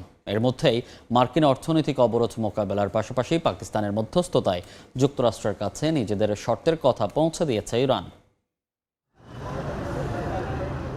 ইরান যেন কোনোভাবেই পারমাণবিক অস্ত্র তৈরি করতে না পারে তা নিশ্চিত করতে আবারও কঠোর হচ্ছে যুক্তরাষ্ট্র। তেহরানের অর্থনীতির সব পথ বন্ধ করতে এরই মধ্যে অপারেশন ইকোনমিক আউটকাস্ট নামে নিষেধাজ্ঞার কথা জানিয়েছে ট্রাম্প প্রশাসন। মার্কিন প্রেসিডেন্ট কূটনৈতিক সমাধান চাইলেও লক্ষ্য অর্জনে যে কোনো পদক্ষেপ নিতে প্রস্তুত বলে সতর্ক করেছে ওয়াশিংটন। ইরানের প্রেসিডেন্ট মাসুদ পেজেশকিয়ান আত্মসমর্পণের যে কোনো ধারণাকে দৃঢ়ভাবে প্রত্যাখ্যান করেছেন। তিনি বলেন, ইরানি জনগণের মধ্যে বিভেদ ও অনৈক্য সৃষ্টির জন্য নেওয়া ট্রাম্পের পরিকল্পনা সফল হতে দেয়া হবে না। একই সঙ্গে যুদ্ধ শেষ করা এবং ঐক্য রক্ষা করা সরকারের অগ্রাধিকার বলেও জানান পেজেশকিয়ান। এমন পরিস্থিতিতে হরমুজ প্রণালীর আন্তর্জাতিক জলসীমা থেকে সব মাইন অপসারণের দাবি করেছেন মার্কিন প্রেসিডেন্ট ডোনাল্ড ট্রাম্প। সামাজিক মাধ্যমে তিনি জানান, নতুন করে কোনো জাহাজ মাইন পাতার চেষ্টা করলে তা ধ্বংস করা হবে। তবে ইরানের উপপররাষ্ট্রমন্ত্রী কাজেম ঘারিবাবাদের দাবি, হরমুজ পুরোপুরি তাদের নিয়ন্ত্রণে এবং বন্ধ রয়েছে। তিনি জানান, ওমানের সাথে আলোচনার মাধ্যমে কেবল একটি 7 মাইল প্রশস্ত অস্থায়ী রুটে জাহাজ চলাচলের সম্মতি দেওয়া হয়েছে। চলমান এই উত্তেজনার মধ্যেই মধ্যস্থতাকারী হিসেবে কাজ করছে পাকিস্তান। দেশটির সেনাপ্রধান আসিম মুনির মার্কিন বার্তা নিয়ে তেহরান সফর করেছেন। পাকিস্তানের মাধ্যমে যুক্তরাষ্ট্রের কাছে নিজেদের শর্তের কথা পৌঁছে দিয়েছে বলে নিশ্চিত করেছে ইরান। শাফিনা সুলতানা, সময় সংবাদ। যুক্তরাষ্ট্রের কেন্দ্রীয় গোয়েন্দা সংস্থা সিআইএ এর প্রধান জন র্যাটক্লিফ মস্কো সফর করেছেন। অঘোষিত এই সফরে রুশ সরকারের উচ্চপদস্থ কর্মকর্তাদের সাথে তার বৈঠক হয়েছে বলে জানিয়েছে মার্কিন সংবাদ মাধ্যম। ইউক্রেন যুদ্ধ শুরুর পর মার্কিন কোনো শীর্ষ কর্মকর্তার এটি প্রথম মস্কো সফর। ফ্লাইট ট্র্যাকিংয়ের তথ্য অনুযায়ী সিআইএ প্রধানকে বহনকারী মার্কিন সামরিক বিমানটি লাটভিয়া হয়ে মস্কোয় পৌঁছায় এবং কয়েক ঘন্টা বৈঠক শেষে ফিরে যায়। তবে দুই দেশের কেউই এই আলোচনার বিষয়ে আনুষ্ঠানিকভাবে কিছুই জানায়নি। ধারণা করা হচ্ছে জার্মানিতে সাম্প্রতিক ড্রোন হামলা বা দুই দেশের বন্দি বিনিময় সংক্রান্ত বিষয় নিয়ে কথা বলতে পারেন র্যাটক্লিফ। এই সফরের কারণে ইউক্রেনকে সাময়িকভাবে মস্কোয় ড্রোন হামলা স্থগিত রাখার অনুরোধ জানিয়েছিল ওয়াশিংটন। যুক্তরাষ্ট্রের চড়া শুল্ক আরোপের জবাবে প্রায় $20 বিলিয়ন 7 মার্কিন পণ্যে পাল্টা ট্যারিফ বসানোর ঘোষণা দিয়েছে কানাডা। পাশাপাশি ক্ষতিগ্রস্ত স্থানীয় ব্যবসায়ীগুলোকে টিকিয়ে রাখতে সহায়তা প্যাকেজ ঘোষণা করেছেন প্রধানমন্ত্রী মার্ক কার্নি। এদিকে বাণিজ্যিক টানাপোড়েনের মধ্যেই কানাডার অন্টারিও হ্রদের নাম বদলে লেক আমেরিকা রাখার কথা বিবেচনা করছেন বলে জানান মার্কিন প্রেসিডেন্ট। ট্রাম্পের এমন বক্তব্য উড়িয়ে দিয়েছেন কানাডার শিল্পমন্ত্রী। দীর্ঘদিনের বন্ধুত্ব ও বাণিজ্যিক অংশীদারিত্ব ভুলে নতুন করে বাণিজ্য যুদ্ধে জড়িয়ে পড়েছে যুক্তরাষ্ট্র ও কানাডা। কানাডীয় পণ্যের ওপর মার্কিন প্রেসিডেন্ট ডোনাল্ড ট্রাম্পের 50% শুল্ক আরোপের পরপরই মার্কিন পণ্যেও পাল্টা শুল্ক বসানোর কড়া ঘোষণা দিয়েছে অটোয়া। মঙ্গলবার কানাডা সরকার আনুষ্ঠানিকভাবে জানায়, এই সিদ্ধান্তের অধীনে 27.6 বিলিয়ন কানাডীয় ডলার বা প্রায় 19.9 বিলিয়ন মার্কিন ডলার পণ্যে পাল্টা শুল্ক আরোপ করা হবে। কানাডার এই পাল্টা ব্যবস্থার প্রধান লক্ষ্যবস্তু করা হয়েছে যুক্তরাষ্ট্রের ইস্পাত ও অ্যালুমিনিয়াম, দুগ্ধজাত পণ্য, গৃহস্থালী সামগ্রী, কৃষি যন্ত্রপাতি, প্লাস্টিক এবং ইলেকট্রনিক্স খাতকে। একই সঙ্গে যুক্তরাষ্ট্রের সঙ্গে বাণিজ্য যুদ্ধে ক্ষতিগ্রস্ত ক্ষুদ্র ও মাঝারি ব্যবসাগুলোকে সহায়তা দিতে নতুন তহবিল ঘোষণা করেছে অটোয়া। কার্নি সরকারের লক্ষ্য নতুন শুল্কের কারণে তৈরি হওয়া আর্থিক চাপ সামলে ব্যবসাগুলোকে টিকিয়ে রাখা। বাণিজ্যিক টানাপোড়েনের পাশাপাশি ট্রাম্পের ব্যক্তিগত ও বিতর্কিত মন্তব্য দুই দেশের কূটনৈতিক সম্পর্ককে আরও জটিল করে তুলেছে। সম্প্রতি কানাডার প্রধানমন্ত্রীকে নিয়ে নানান মন্তব্যের পর মঙ্গলবার ট্রুথ সোশ্যালের পোস্ট দিয়ে ট্রাম্প বলেন, অন্টারিও লেকের নাম বদলে লেক আমেরিকা রাখার কথা বিবেচনা করছেন তিনি। তবে ট্রাম্পের এমন বক্তব্যকে সরাসরি উড়িয়ে দিয়ে কানাডার শিল্পমন্ত্রী জানিয়েছেন, ঐতিহ্যবাহী এই হ্রদ লেক অন্টারিও নামেই পরিচিত থাকবে। দুই প্রতিবেশী দেশের এই মুখোমুখি অবস্থানের খেসারত দিতে হচ্ছে সাধারণ ভোক্তাদের। কানাডা মার্কিন গাড়ির অন্যতম প্রধান ক্রেতা হওয়ায় এই শুল্ক গাড়ি নির্মাতাদের ওপর বড় আঘাত হানবে বলে মনে করা হচ্ছে। অন্যদিকে কানাডীয় পণ্যে উচ্চ শুল্কের কারণে মার্কিন পরিবারগুলোর জীবনযাত্রার ব্যয় বহুগুণ বেড়ে যাওয়ার আশঙ্কা তৈরি হয়েছে। শাফিনা সুলতানা, সময় সংবাদ। মিয়ানমারের মানবাধিকার পরিস্থিতির চরম অবনতি ঘটেছে বলে সতর্ক করেছে জাতিসংঘ। সংস্থাটির মানবাধিকার বিষয়ক হাই কমিশনার দফতরের প্রতিবেদনে রোহিঙ্গা নির্যাতন, জোরপূর্বক গুম এবং শিশুদের দিয়ে কায়িক শ্রম করানোর ভয়াবহ তথ্য উঠে এসেছে। একই সঙ্গে অবৈধ খনি সম্প্রসারণের কারণে পরিবেশ, কৃষি ও স্থানীয় জনগোষ্ঠীর স্বাস্থ্য ঝুঁকি নিয়ে উদ্বেগ জানানো হয়। এসব বিষয়ে আন্তর্জাতিক সম্প্রদায়ের প্রতি কার্যকর পদক্ষেপের আহ্বান জানিয়েছেন সংস্থাটির high commissioner Volker Turk.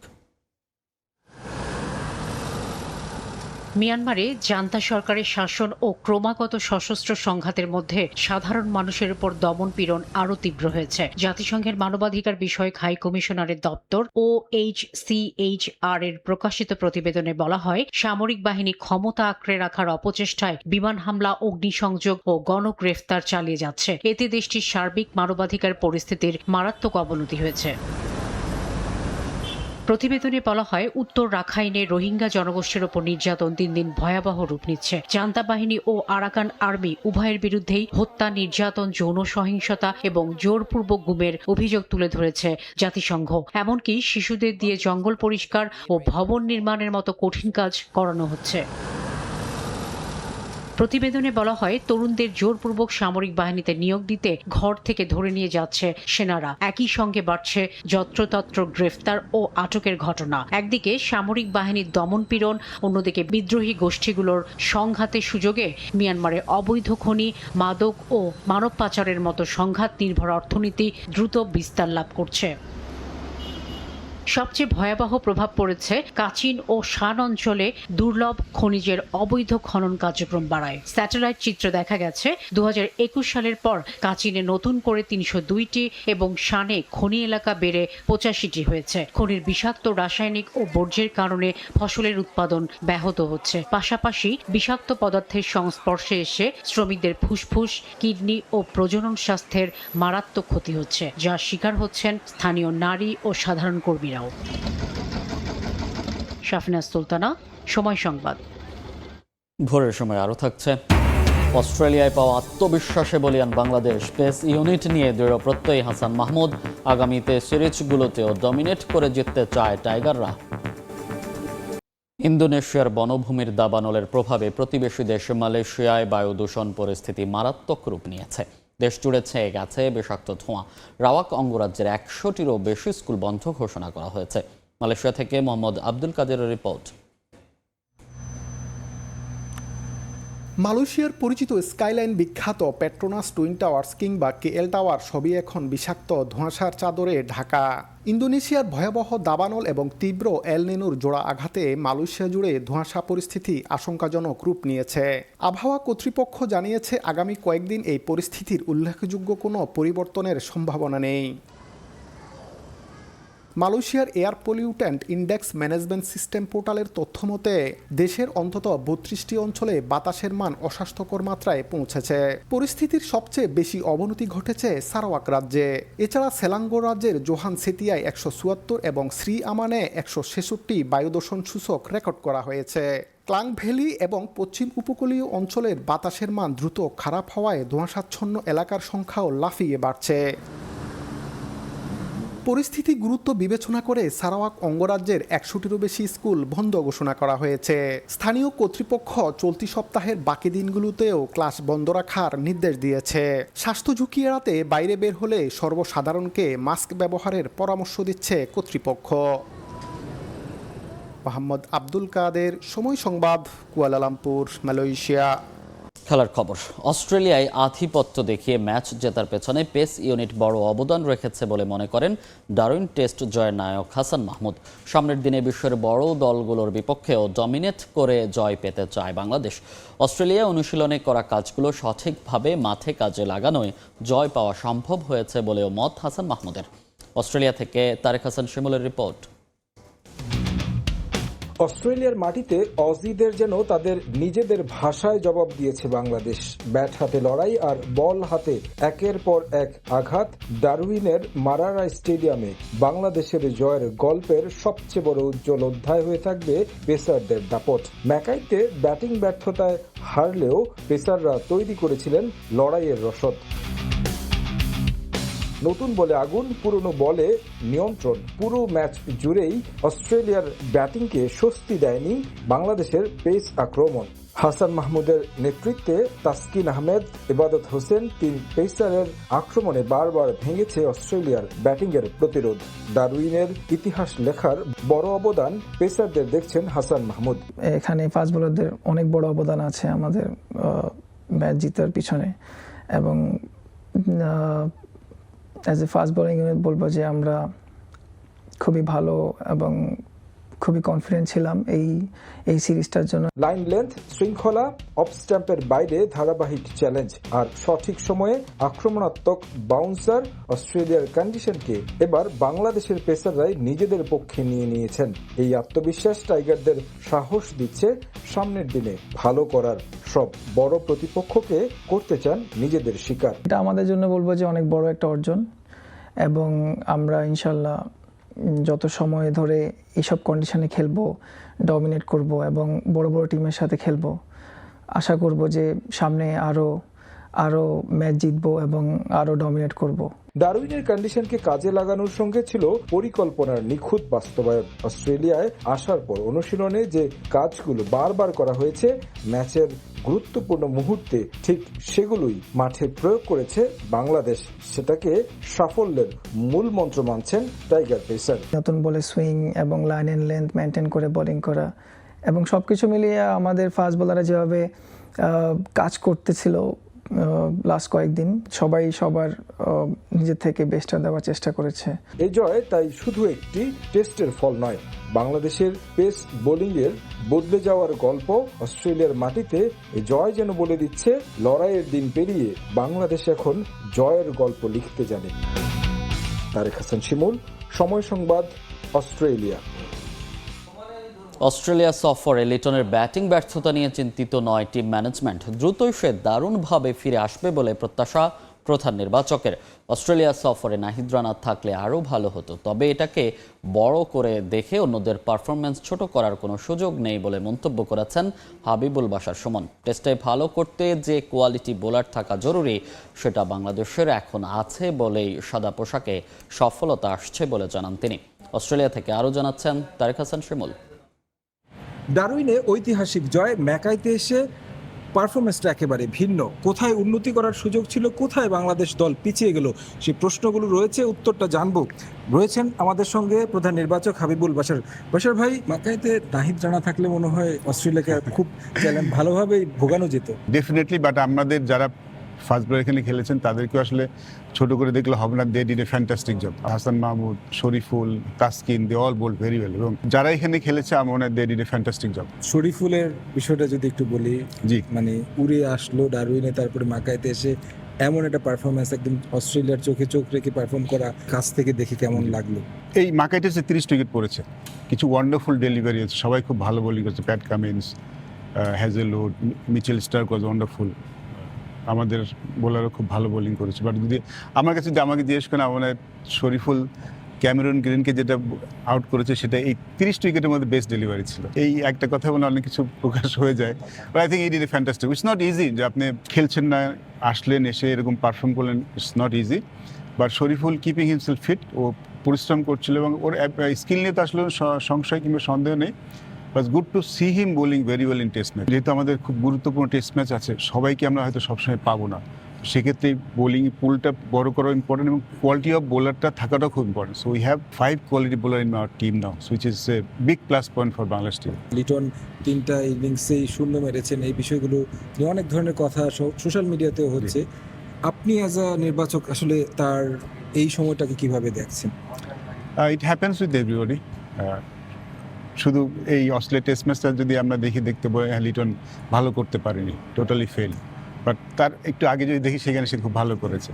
Good thing যে যখন টিমটা ভালো করে এবং কিছু গুরুত্বপূর্ণ প্লেয়ার আছে, তাদেরকে একটু লং রান আপনাদের দিতে হবে। I am pretty sure Liton next test ম্যাচে খুব ভালোভাবে ফিরে আসবে। ধন্যবাদ আপনাকে। দর্শক, শুনছিলেন প্রধান নির্বাচক হাবিবুল বাশার আসলে বলছিলেন যে বাংলাদেশ দলের এখন চোখ সামনে যে সম্মানটা অর্জন করেছে বাংলাদেশ দল, সেই সম্মানের সঙ্গে বাংলাদেশ টেস্ট ক্রিকেটে এগিয়ে যেতে চায়।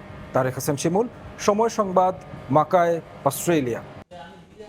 ম্যাকাইয়ের গ্রেট ব্যারিয়ার রিফ অ্যারেনার পিচকে কাঠ করায় তুললেন ভারতের কিংবদন্তি সুনীল গাভাস্কার। তার মতে প্রথম টেস্টে বাংলাদেশের কাছে অপমানিত হওয়ার কারণেই এমন পিচ বানিয়েছে অস্ট্রেলিয়া। এমনকি প্রশ্ন তুলেছেন দেশটির মাটিতে বাংলাদেশের 23 বছর অপেক্ষার পর টেস্ট খেলার সুযোগ পাওয়া নিয়ে।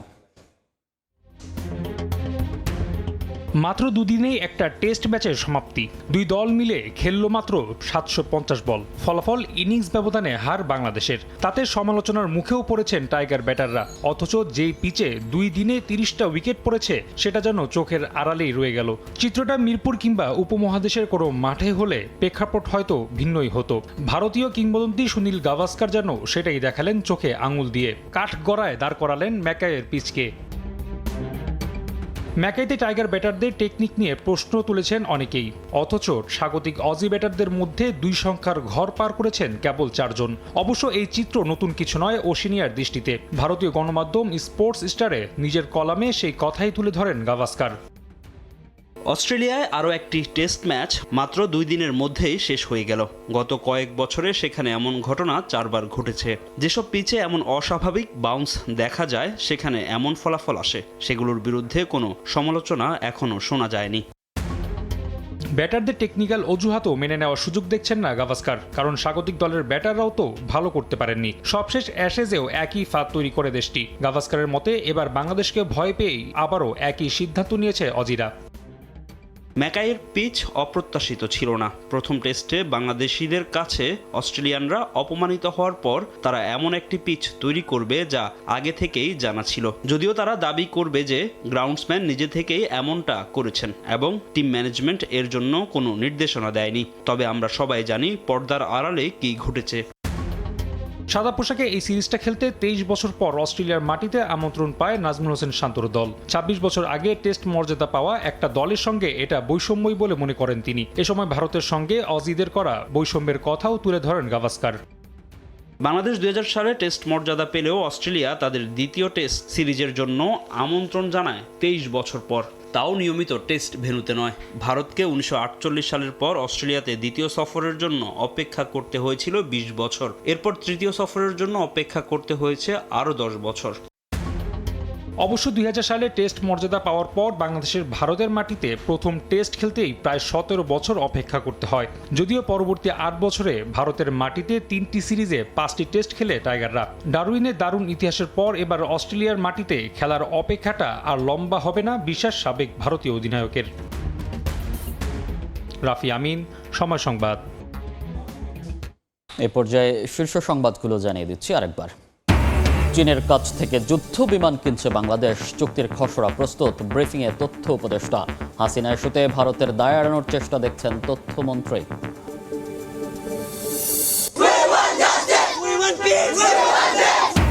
মিয়ানমারের কুটচালে রোহিঙ্গা ঢলের 9 বছরে অনিশ্চিত প্রত্যাবাসন, স্বদেশে ফেরার দাবিতে কক্সবাজারে সমাবেশ, সংকট সমাধানে চীনকে পাশে পাওয়ার অপেক্ষায় বাংলাদেশ। 5 সেপ্টেম্বর শাপলা চত্বর থেকে 6 দাবিতে 11 দলের লং মার্চের প্রস্তুতি, গণরায় প্রতিষ্ঠায় সংগ্রামের ঘোষণা, নতুন করে ফ্যাসিবাদের উত্থান হতে না দেওয়ার হুঁশিয়ারি। ওষুধের মূল্য নির্ধারণী নীতিমালা বাতিল করায় দাম নিয়ে নৈরাজ্যের শঙ্কা, 297টি অত্যাবশ্যকীয় ওষুধ এখন তালিকাবিহীন, বাড়তি খরচের দুশ্চিন্তায় রোগীরা।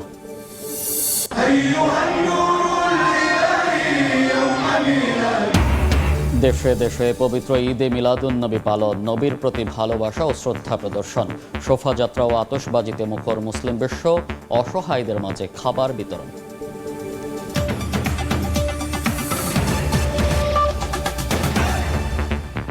এই ছিল ভোরের সময়, এরপর সকালের সময়ের সঙ্গে থাকবেন সহকর্মী সাবরিনা মজুমদার। মনির, ধন্যবাদ আপনাকে। সকালের সময় নিয়ে আসছে কিছুক্ষণ পর, সঙ্গেই থাকুন সময়ের।